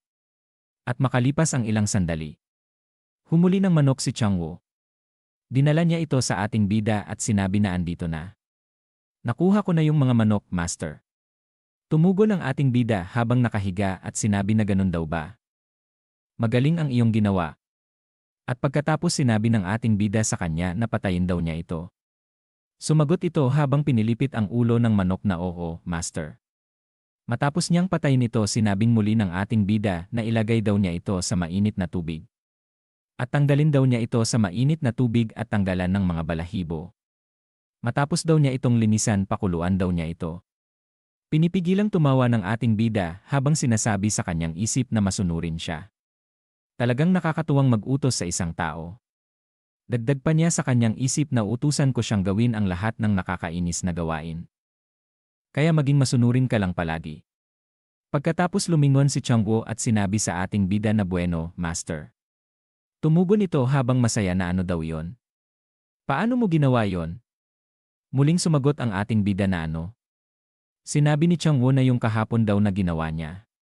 Namula ito at namamangha habang hawak ang sandok na sinabi na labis akong nagulat. Si Master Jinho ay isa sa pinakatanyag na mga master sa buong mundo, kaya paano daw niya ito nagawa? Napabangon ang ating bida sa kanyang pagkahiga at sinabi niya na hindi ba ako magaling. Tinanong pa niya ito na kung iginagalang daw ba niya siya. Tumugon si Changwo na oo, iginagalang kita master. Sinabi pa sa kanya ng ating bida na hanguin mo na ito ngayon dahil luto na. Tumugon ito na okay po master. Habang pinagmamasdan niya si Changwo sinabi niya sa kanyang isip na sa tuwing tumitingin daw siya sa kanya, siya daw talaga ay kahawig ni Cheon Wumyong. At kahit na wala siyang alam at walang sentido kumon, tapat talaga siya. At pagkatapos sinabi niya dito na kamay lang daw ba niya ang ginagamit niya para dyan. Makikita ang inihanda niyang manok na nakalagay sa mangkok, sinabi pa ng ating bida sa kanyang isip na masyado siyang mabait. Kaya pati mga kaibigan niya, binubuli siya. At pagkatapos sinabi niya na okay, tara na. At dalhin na natin ito sa guro. Habang naglalakad sila sinabi pa niya sa kanyang isip na ngayong nandito ka na, gagawin kitang numero unong tauhan ko. At sinabi nito na master. Nakangiting sinabi ng ating bida na ano daw yon. Sinabi sa kanya ni Changwo na okay lang daw ba ito. Napatingin sa kanya ang ating bida at sinabi na ano. Sinabing muli sa kanya ni Changwo na mahigpit na ipinagbabawal ang pagkain ng karne. At kapag nahuli tayo, hindi na niya ito itinuloy. Habang nakatingin ang ating bida sa kanya, sinabi nito sa kanyang isip na ang 10 utos ng mga shaman. Ang mga pangunahing patakaran ng mga master shaman. Kabilang dito, ang karni ay isang ganap na bawal. Dagdag pa niya na, sa ilalim ng batas ng mga shaman ng order ng sibil na merito, kung kakain ka ng karni bago sumikat ang araw, ang iyong ki ay mawawalan ng balanse.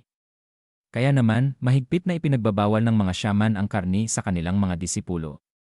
Ang mga disipulo ay pinapayagan lamang ng isang bar na gawa sa pinaghalong iba't ibang butil at halamang gamot. Isa itong kakaibang tradisyon. Habang hawak ng ating bida ang isang mangkok na manok, tinapik-tapik niya ang balikat ni Changwo at sinabi na niya na ayos lang daw. Kahit na siya ay minsan kumakain daw nito. At matagal na rin daw mula noong huling beses na kinain ito ng guro niya. Pumasok ang ating bida sa loob at sinabi pa na dadalhin na daw niya ito sa guro niya. Natatakaw si Changwo sa manok na hawak niya at halos tumulo ang laway nito. Na sinabi ng ating bida sa kanyang isip na ang paghigpit sa dieta ng mga batang lumalaki. Napakasama daw talaga ng mga masters. At pagkatapos inilapag ng ating bida ang kanyang dalang manok sa lamesa at sinabi na teacher, kumain daw siya ng maayos at magpalakas. Tumawa ito at sinabi na maraming salamat. Kinuha ang chopstick at sinabi sa ating bida na lumakas ako mula noong sinunod ko ang mungkahi mong kumain ng karne. Nakakaya ko na rin kahit kaunting pag-akyat sa bundok. Tumugon ang ating bida sa kanya na oo. Ikinagagalak ko yon. Pero sa loob-loob niya ang kanyang sinasabi, na sa sandaling lumakas siya ng sapat para hindi na daw mag-alala ang may-ari ng katawan na ito. Iiwan na daw niya ang nakakasawang shaman na ito at hindi na daw siya babalik pa. Nakinuha ng guro niya ang isang hita. At inalok sa ating bida at sinabi na heto, kumain din daw siya. Tumugon ang ating bida sa kanya at sinabi na hindi, salamat. May isa pa sa labas.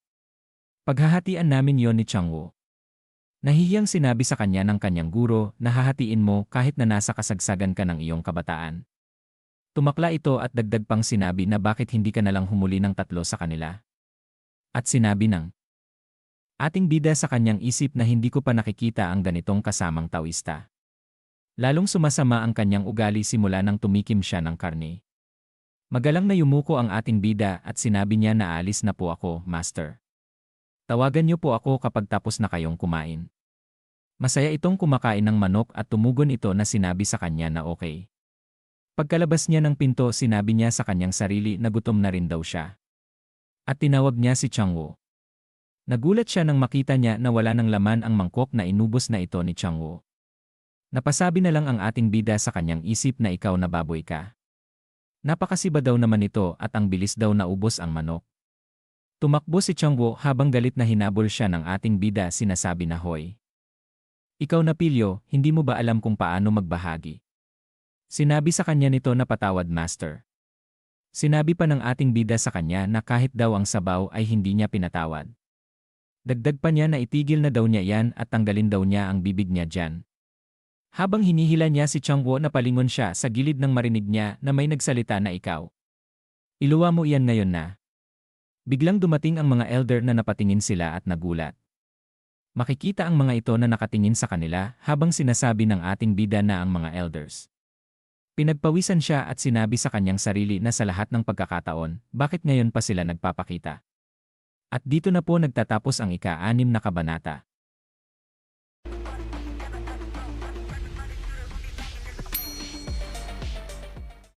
Ika-7 kabanata sa pagpapatuloy. Nabitawan ni Changwoo ang mangkok na hawak niya at ito ay nabasag. At napasabi sa isip ang ating bida na nagulat na ang master at ang mga elders. Habang si Changwoo ay naluluhang nanghihinayang sa sabaw. Naiinis pang sinabi ng ating bida sa kanyang isip habang nakatingin sa mga ito na bakit ngayon pa sila nagpakita. Yari na daw siya ngayon? Makakalabas daw ba siya rito? Humakbang ang mga ito papunta sa kanya at sinabi na ikaw na lintik na bata ka. Na itinuro siya at sinigawan na amoy namin ang nilulutong karni mula sa ibaba ng bundok.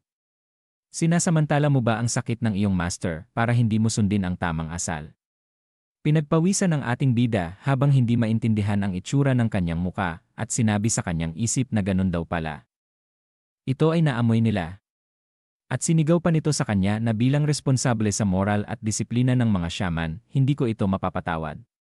Dagdag pa nitong sinigaw sa kanya na sasabihin ko ito sa iyong master. At asahan mong parurusahan ka sa ginawa mong ito. At pagkatapos pinapasok nito sa silid ng master ng ating bida, habang sinasabi na master, maaari na po tayong magpatuloy. Tumugon ang mga ito na okay. Napasabi ang ating bida na nababahala na hindi daw ito maari. Dagdag pa niya habang makikita ang mga buto ng manok na naubos ng kanyang master na kung papasok daw sila ngayon maaring makita nila yon.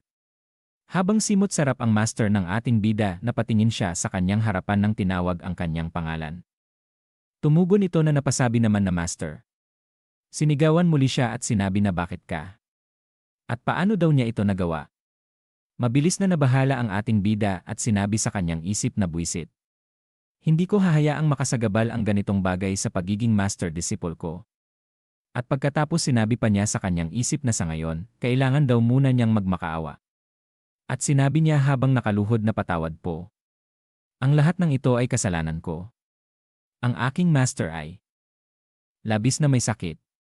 At muli na naman itong sumigaw sa galit at sinabi na tumahimik daw siya. Muli na namang itinuro siya nito at sinabi na hinahangaan daw niya siya sa kanyang pag-ibig sa kanyang master, ngunit dinumisan daw niya ang mga kautusan. Dagdag pa nito na nawawala na daw ba siya sa katinuan. Lumalabas na ang ugat sa muka ng ating bida sa galit habang sinasabi niya sa kanyang isip na nakakainis na itong lalaking ito. At hindi daw naman siya ang Grand Master, pero nakikialam pa rin. Dagdag pa niya na kapag nagkaroon ako ng mas maraming kapangyarihan, ang ulo niya ay akin na. At pagkatapos sinabi ng head of the shamans na si Myung-hyun kay Myung-jin na master ng ating bida na ano daw ang nangyayari dito. Dagdag pa niya habang nakapikit na nakayuko si Myung-jin na bilang pinakamatanda sa mga nasasangkot. Ipaliwanag mo ang iyong mga aksyon. At nang hindi pa rin ito sumasagot, malakas na sinigaw ng head of the shaman na magsalita na daw siya ngayon. Malungkot na sinabi ni Myung-jin sa kanya na brother. At pagkatapos, seryosong sinabi ni Myung-jin sa head of the shaman na ito ba ang patunay ng isang napakaseryosong krimen. Nagulat ang head of the shaman sa sinabi ni Myung-jin at ang mga ibang elder. At nagulat din at hindi makapaniwala ang ating bida at si Changwo na sinabi pa sa isip na masaya ako nakakampi kita, pero sira na ba ang ulo niya? At tinititigan pa nga niya sila ng masama. At pagkatapos sinabi sa kanila ni Myung-jin na tumayo ka, Jinmu. Bakit ka kumikilos na parang may ginawa kang krimen? Dagdag pa niya na ikaw din Changwo. Tumayo ito habang sinasabi na brother, Myunggong, Myungsan. Lahat kayo. Sinabi pa niya habang nakatayo na ikinagulat ng tatlo na nakatingin sa kanya na anong hitsura ko ngayon, okay ba? Matapang pang tinitigan niya ang mga ito at sinabi na nang mawala ang aking kapangyarihan at ako ay nakahiga sa aking kama pagkatapos kong labanan ang Evil One, alam niyo ba ang aking naramdaman? Napasabi ang ating bida sa kanyang isip na hindi daw naman siya ganoon kasama. Ang tinutukoy ng kanyang master ay si Hyokyeon Mugang na lumipat ang kaluluwa sa katawan ni Jinmu nang makaalpas kay kamatayan. At pagkatapos sinabi pa ni Myung-jin sa kanila na habang ang aming layunin ay panatilihin ang aming mga alituntunin, kami ay nawasak. Kami ay ganap na natalo. Itinikom pa niya ng mahigpit ang kanyang kamao at sinabi pa na matapos makita ang ating madaling pagkatalo, lahat ay humiling ng isang kasunduan. At mayroon pa daw bang natitira sa atin pagkatapos noon? Napayuko na lang sa hiya ang mga ito habang sinasabi pa niya sa kanila na sinubukan ba natin kahit kaunti na maghiganti. Walang tugon ang mga ito sa kanya. At sinabi ng ating bida sa kanyang isip na noong panahong iyon. Pagkatapos ng digmaan laban sa mga shaman, dahil sa aking mga ginawa, ang iba pang mga pangkat ay nagpa siyang unahin ang kaligtasan kesa sa dangal. Iyon ay isang malinaw na pagpili. Dagdag pa niya na ang mundo noon ay parang isang malaking digmaan. At kung ang digmaan ay patuloy na nagpapatuloy, patuloy na makamit ang kapangyarihan hanggang sa puntong kaya na naming puksain ang bawat kalaban. Sa pagkaalam sa malupit na katotohanan iyon, ang ibang pangkat ay nagpa siyang humiling ng kasunduan. Pagkatapos nito, walang tumulong sa mga shaman. At ngayon sila ay nalimutan na at patuloy na humihina ang kanilang kalagayan. Noong sila ay makapangyarihan, lahat gustong tumulong, ngunit sila ay binaliwala sa sandaling sila ay humina. Ito ay inaasahan na. Dagdag pa niyang sinabi sa kanyang isip na tumingin sa kanyang gilid na kahit nasubukan mong ipinta ito bilang pagtatanggol sa katarungan, ito pa rin ay medyo kahabag-habag. Dagdag pa niya na marami sa mga respetadong shaman ang dahan-dahang nawala at naging mga kwentong kinalimutan ng kasaysayan. Ngumisi ang ating bida habang sinabi pa niya sa kanyang isip na ang galing mo, master. Maaari itong magtagumpay. Halika na at bilisan mo. Alam mong wala akong ginawang masama. At pagkatapos, sa loob-loob ng ating bida siya ay tumawa ng masama. Yumuko pang sinabi ng kanyang master na noong unang iminungkahi ni Jinmu na kumain ako ng karne, nagulat ako. Ngunit iginiit niya na kainin ko daw ito at subukang ibalik ang aking lakas. Tumingin ng matalim sa kanya ang head ng shaman habang sinasabi pa sa kanya ni Myung-jin na paano daw siya mabubuhay nang wala siya. Yun daw ang dahilan kung bakit niya kinain ito. At pagkatapos daw niya kainin ang karni na ibinibigay sa kanya, siya daw ay nagkaroon ng lakas. At mas nagulat pa ito nang sabihin pa sa kanya na sa nakalipas na mga araw, nagawa kong maglakad-lakad sa mga bundok. Na napabulong si head shaman na nakahiga siya sa kama sa loob ng 10 taon at siya ay nakakalakad na ngayon. At nabawi na daw ba niya ang ganong karaming enerhiya? Nagulat ang dalawang elder na ito nang sabihin pa ni Myung-jin na bagamat sumuway siya sa mga regulasyon. Ngunit ako ay bumuti. At itinaas ang kanyang kamay na nagpapakita na siya ay malakas na at sinabi pa na may mga bagay na kinakailangang bitawan. May mga bagay na kinakailangang baguhin. Maaaring kailangan natin itong ipagbawal para sa disiplina, ngunit upang lumago at lumakas, kinakailangang kumain ng karne. Ang pagtanggi sa mga handog na ito ay nagpahirap sa atin ng labis kaya hindi natin kayang maglaan ng bagong kasuotan para sa ating mga apprentice.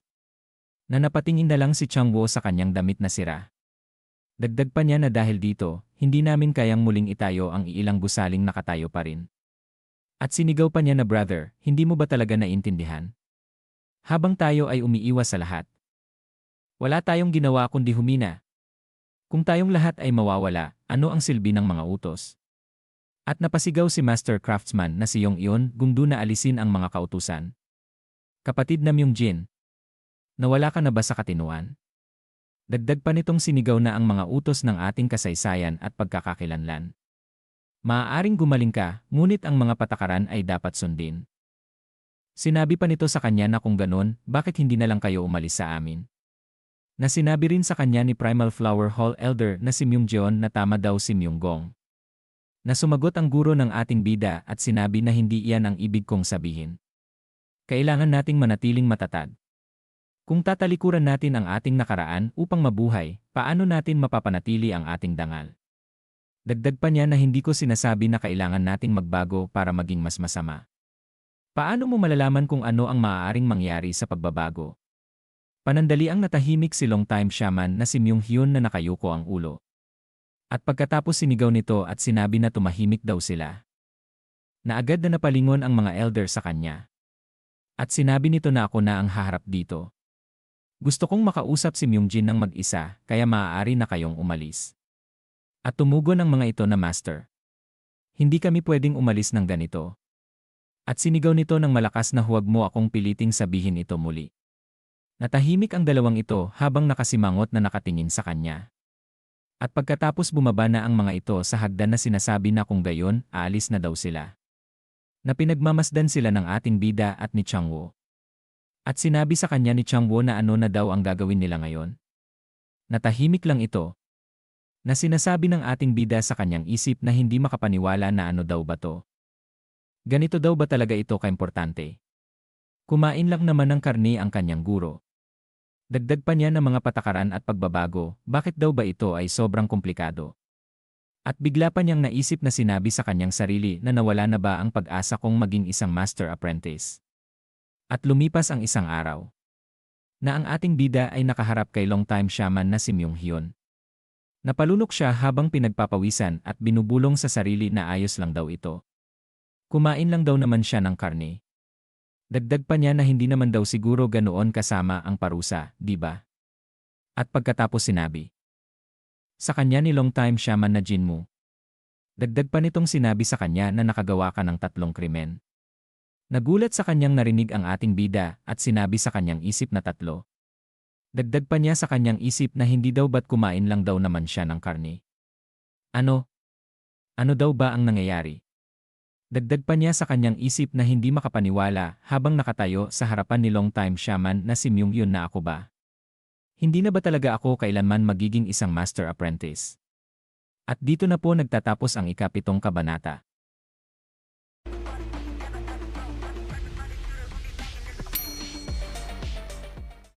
Ika-8 kabanata. Sa pagpapatuloy, sinabi sa kanya ni long-time shaman na si Myung Hyun na una, kahit na daw para sa kanyang mentor ito, nilabag daw niya ang isa sa 10 banal na utos. At sinabi niya ang ikalawa na makikita ang 4 na ito na binago mo ang ating mga teknik ng walang pahintulot at itinuro mo ito sa isa pang disipulo. Ikatlo, nasaktan mo ang isa sa iyong sariling uri.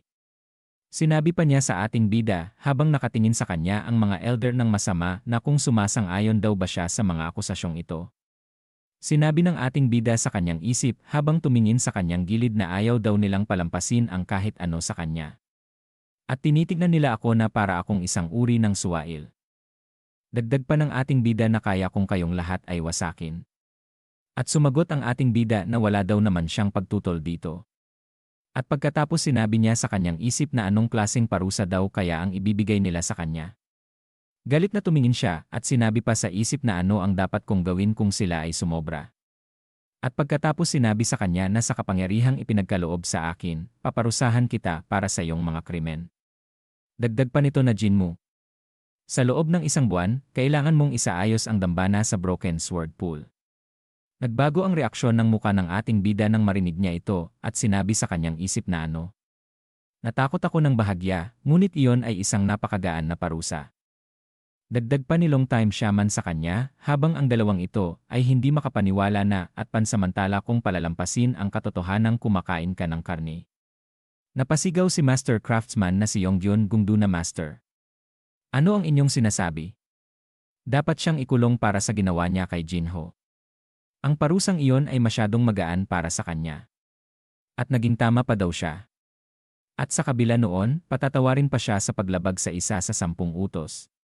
Habang nakapikit si Longtime Shaman at ang ating bida ay napalingon sa mga ito, sinabi pa na pag-isipan daw niya itong muli.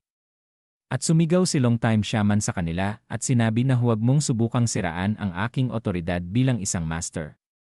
Ayoko nang marinig ang anumang higit pa. Sinabi pa niya na Jinmu, pwede ka nang umalis. Yumuko ang ating bida at sinabi na maraming salamat po. At naiinis ito at nanginginig ang katawan sa galit habang may bigat sa paglalakad ang ating bida. At sinabi naman ni Chief Physician na si Myunghwa na Master, maaari po ba akong magsalita? Sumagot ito na ano daw iyon? Sinabi nito na ang desisyon mo. Ito ba ay dahil sa epekto ng karne sa kalusugan ni Myungjin? Humawak sa kanyang balbas at sinabi sa kanya na narinig mo na ang tungkol kay Myungjin. Tumugon ito na oo. Narinig ko na siya ay nakarecover na sapat para makapaglakad-lakad. Dagdag pa niya habang nakayukong nakapikit na ang pagpapagawa kay Jinmu nang dapat sana ay ginawa ko ang nagdudulot ng kahihiyan sa akin. Na napatingin sa kanya si Longtime Shaman na nagtataka. Sinabi pa niya habang naiisip niya ang paggamot kay Myungjin na ako ang doktor na namamahala sa pangangalaga ni Myungjin sa loob ng mahabang panahon. Alam ko noong una pa lang na upang siya ay gumaling, kakailanganin niya kumain ng karne. Dagdag pa niya na ako ang doktor na namamahala sa pangangalaga ni Myungjin sa loob ng mahabang panahon. Alam ko kung paano siya gamutin, ngunit hindi ako maaaring kumilos. Kahit na walang mas mahalaga pa sa buhay ng isang tao. Napayuko na lang ng ulo nang marinig niya ito. Sinabi naman ni Longtime Shaman na totoo daw naman yon. Dagdag pa nito ng ngunit. Hindi iyon ang tanging dahilan kung bakit ko siya pinayagang kumain ng karne.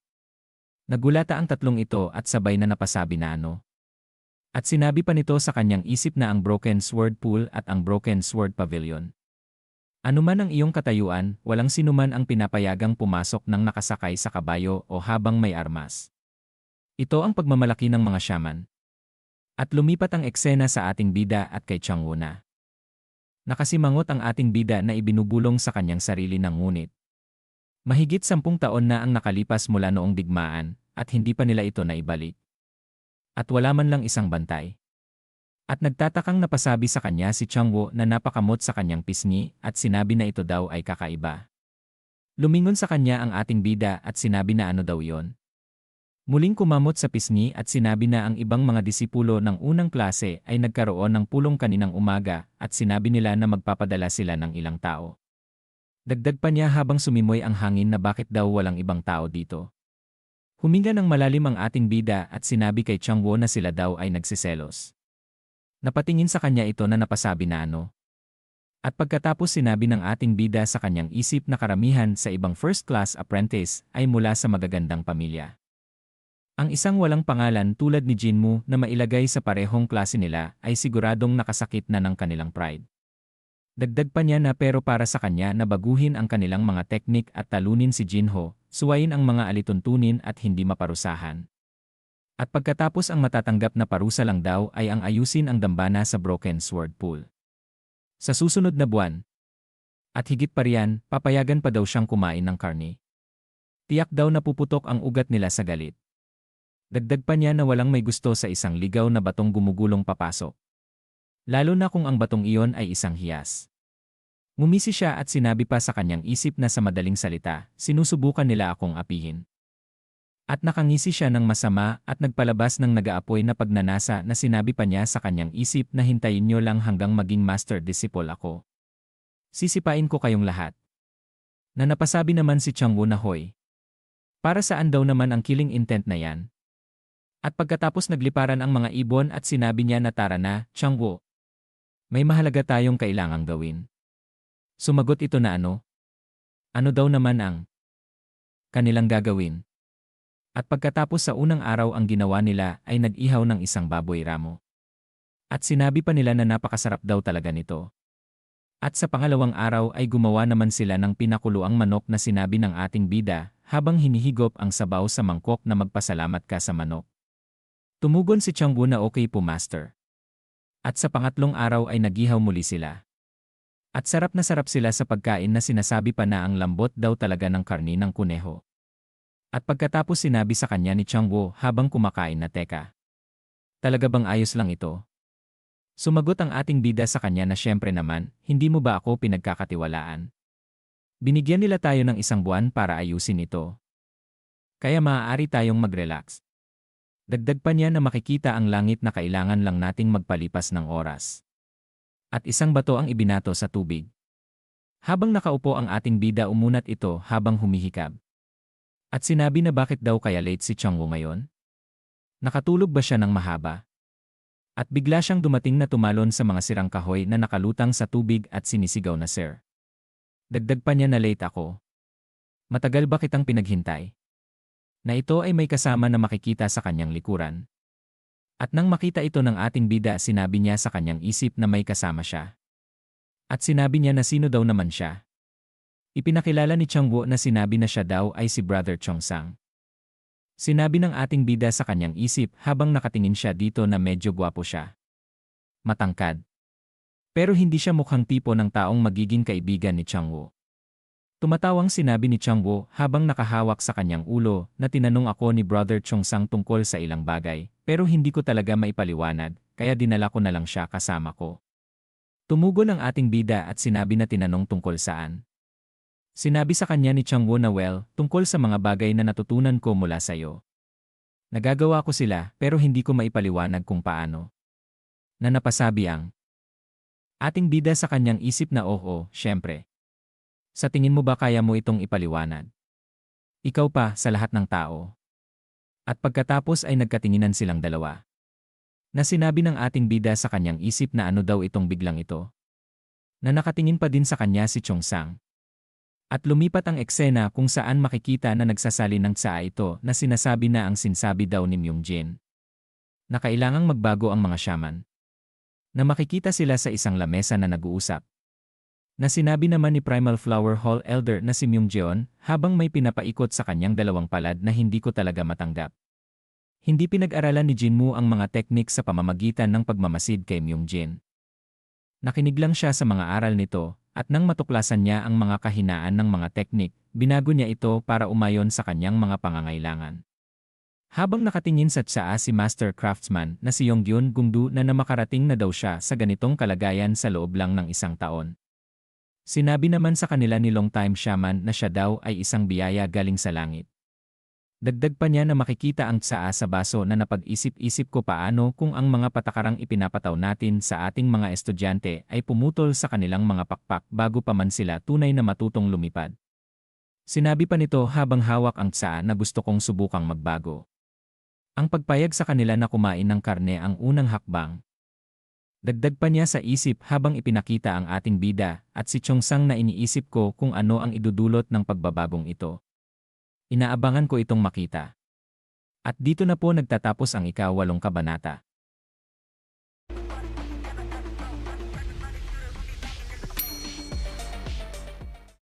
Ika-9 na kabanata. Sa pagpapatuloy. Masayang sinabi ni Changwoo sa ating bida na natutunan na ni Brother Chongsang ang 5 antas ng Yuon Sword Arts. At isa siya sa ilang Chong na nagawang makabisado ang kanyang espada. Na masaya pa nitong sinabi na ang kanyang kakayahan ay mas mataas kaysa sa karaniwan. Siya ang pinakamagaling sa ating grupo. Na naiinis naman ang ating bida at sinabi sa kanyang isip na akala mo kung sinong magaling, ano? Hindi man lang bumati sa mas nakatatanda, tapos hindi pa sumagot ng tanungin ang pangalan. Dagdag pa niyang sinabi sa isip habang patuloy na nakatingin ang ating bida na sobrang naiinis na ipapakain ko sa lupa yang kayabangan mo. At sinabi sa kanya ni Changwoo na pero nakakapagtaka, lagi siyang napupunta sa mga mabababang gawain. Dagdag pa ni Changwoo na hindi siya masyadong tinutulungan ng iba, siguro dahil sa kanyang pinagmulan. Na napasigaw si Chongsang na sinabi na tumigil na daw siya Changwoo. At tinitigan siya nito ng masama at sinabi na sa tingin ko, hindi na natin kailangang pag-usapan kung saan ako nanggaling. At agad na napasabi si Changwo na pinagpapawisan at sinabi na pasensya na, brother hindi ko sinasadya. Tiningnan ng ating bida si Chongsan at sinabi sa kanyang isip na nakikita ko na. Kaya pala nagagalit siya sa lahat ng bagay. Mayroon siyang natural na talento pero galing siya sa isang mababang pamilya. Kaya hindi siya isinasama ng iba. Tumingin ang ating bida sa kanyang gilid habang ang isang daliri ay tinutoktok sa bakod na nag-iisip na kahit sa lugar na to, mahalaga pa rin ang estado. Mga demonyong shaman na yan. Wala akong gustong ginagawa nila. Napatigil ang kanyang pagtuktok sa bakod na bato at nang may maisip siya na sandali lamang daw.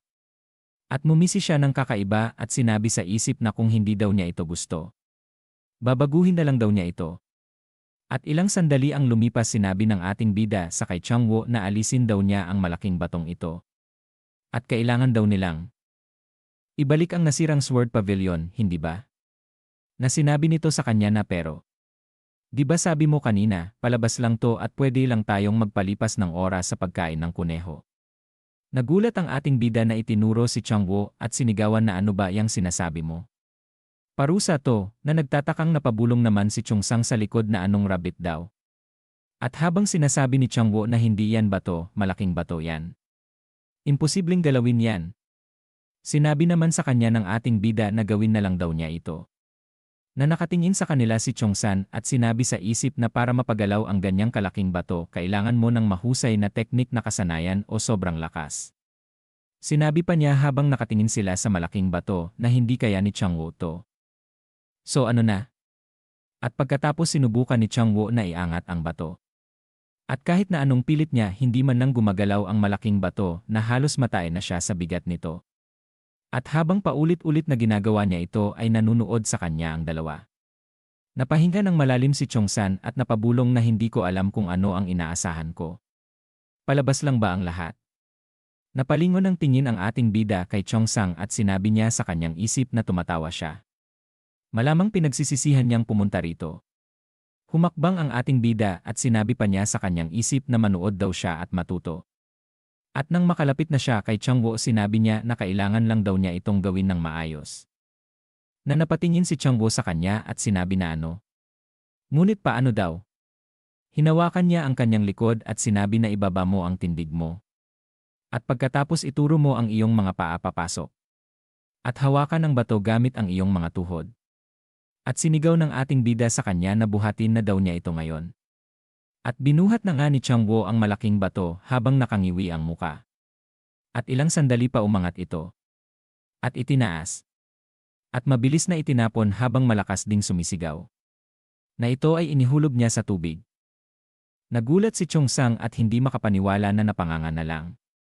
At lumapit sa tubig at pinagmasdan ito habang masayang sinabi ni Chonwo na nakita mo ba yun? Nagawa ko. Patuloy na namangha si Chongsan na sinabi sa kanyang isip na imposible daw ito. Nagawa niya lang sa pagbabago ng kanyang postura. Tumingin ang ating bida sa kanya at ibinulong sa kanyang sarili na ngumingisi na sigurado akong gustong-gusto mong malaman kung ano ang nangyari. Sinabi ng ating bida sa kanyang isip na noong hinawakan ko ang likod niya, naglipat ako ng kaunting enerhiya sa kanyang katawan. Tumingin ang ating bida kay Chongsan at sinabi sa kanyang isip na ngunit hindi daw niya ito nakita. At huwag daw siyang mag-alala. Marami pa daw siyang makikita na ikakagulat niya. At sinabi niya na Changwo manghuli ka ng ilan. Na sumagot ito habang makikita ang tubig na ito na ano. Sinabi ng ating bida na siyempre rabbit. At sinabi niya sa kanyang isip na buwisit, napakahina daw talaga niyang pumick up. At lumipas ang ilang sandali. Na makikita na silang nag-iihaw ng rabbit at sinabi na luto na daw ito. Kumuha sila ng tigisa habang sinabi ni Changwo na salamat sa pagkain. Habang si Chonsang naman ay nakapikit lang sa kanilang gilid yakap ang espada niya. Inalok siya ng ating bida na kung gusto daw ba niya nito. Ibinaling ang ulo at sinabi na ayaw daw niya. Dagdag pa nito na paano mo nagawang baliwalain ang mga patakarang ipinatupad ng ating mga guro. Sinabi ng ating bida sa kanya na kung kakain ka ng karne, malamang mas magiging malakas ka pa kay Changwo. Nagulat ito sa kanyang narinig na ito ay napatingin. At pagkatapos naiinis itong napalunok. At muli nitong ibinaling ang kanyang ulo. Na sinabi ng ating bida sa kanyang isip na grabe, mas matigas ang ulo niya kaysa kay Changwoo. Ayaw pa rin niya kahit sinabi ng pwede nang kumain ng karne. Ngumisi ang ating bida at sinabi pa sa kanyang isip na isa sa 10 utos ay inalis na. Dagdag pa niya na makikita ang mga ito na ibig sabihin. Ang mga matatandang yon ay nagdesisyon na ring magbago matapos ang napakaraming taon. Sinabi pa niya na ang pagsisimula ang palaging pinakamahirap na bahagi. Dagdag pa niya sa isip na magpapatuloy ang mga pagbabago at malapit nang matanggal ang lahat ng alituntunin. Bukod sa karne, papayagan na rin ang alak at kababaihan. Ang resulta? Korupsyon. Oo, korupsyon. Ang mga shaman na umiinom ng amag sa loob ng daan-daang taon ay inom ng alak sa harap ng lahat kasama ang mga babae sa kanilang tabi. Naiisip ko pa lang ito, na-excite na ako. Dagdag pa niyang naiisip na noon, hindi ko alam kung paano ko pagsasamahin ang dalawang teknik. Ngayon, may ideya na ako. Nakangiti pa niyang sinabi sa kanyang isip na oho. Magiging pangunahing disipulo ako at matututunan kong gamitin ang dalawang uri ng Qi. Pagkatapos kong talunin ang mga kalaban ko, sisirain ko ang grupo ng mga shaman na ito. At pagkatapos noon, lahat na. Ang katiwalian ay magiging kapangyarihan at mamumuno tayo sa lahat. Babaguhin ko ang mundo ayon sa aking kagustuhan. Tumingin ang ating bida kay Chonsang na sinabi pa niya sa kanyang isip na para magawa yon, kailangan ko ng mga taong tapat sa akin. Chonsang, gagawin kitang kanang kamay ko. Makikita ang langit na sinabi pa niya sa kanyang isip na malapit nang mag-ugat ang mga binhi ng katiwalian. At pagkatapos sinabi niya na kung gayon, magsimula na ba tayo sa pagsasanay? Tumugon si Changwoo na okay po sir. Tinawag ng ating bida si Chungsang at sinabi na mababagot ka lang, kaya bakit hindi mo subukan ang pagsasanay laban kay Changwoo? Nagulat si Changwoo samantalang si Chongsan naman ay napaseryoso ng tingin. Nataranta si Changwoo at pilit na umaayaw at sinabi sa ating bida na teka. Imposible yan. Masyadong malakas si Brother Chungsang para sa akin. At isa pa dalubhasa na siya sa na hindi na naituloy ang pagsasalita ng sabihin ng ating bida na dalubhasa daw saan. At sinabi ng ating bida sa kanya na Changwoo mananalo ka. Napatingin si Chungsang. Nang marinig niya ito, tinitigan ni Chungsang si Changwoo habang ito ay nababahala at sinabi na siya daw ay galit na. Ano na daw ang gagawin niya ngayon? Na sinabi pa ni Chungsang sa kanyang isip na ang pinakamababa sa lahat ng Chong. Si Changwoo, na nagsisimula palang masanay sa mga teknik, mananalo laban sa akin. Dagdag pa niyang sinabi sa kanyang isip na natutunan ko na ang sining ng espada. Para sa mga unang klaseng disipulo, baka hindi yon kahanga-hanga, pero hindi maraming pangalawang klaseng disipulo ang makakapagsabi ng pareho. Bukod pa riyan, si Changwoo. Dahan-dahang tumayo si Chungsang at sinabi na baguhan pa si Changwoo. Hindi pa siya tinuturuan sa sining ng espada. Sinabi sa kwento na gumagamit si Chungsang ng idiomang Chai Shu Kung Kwan o walang kamay, walang kamao para sabihing baguhan si Changwoo. Ipinapahiwatig din ito na siya ay walang depensa, walang armas o walang maaasahan. At pagkatapos tumindig sa harapan ng ating bida at sinabi na ang mga pangalawang klaseng disipulo ay hindi maaaring gumamit ng iba maliban sa martial arts. Ang laban na ito ay magiging pagitan ng kamao at ng espada. Kahit na ganoon, ipapalaban mo siya sa akin. Tumingin ng seryoso ito at sinabi pa na mukha ba akong mahina sayo. Napangisi ang ating bida at sinabi sa kanyang isip na alam ni Chungsang na medyo mas magaling siya kaysa sa iba. Dagdag pa niya na pero nakakulong siya sa ilalim ng bundok ng walang lubid.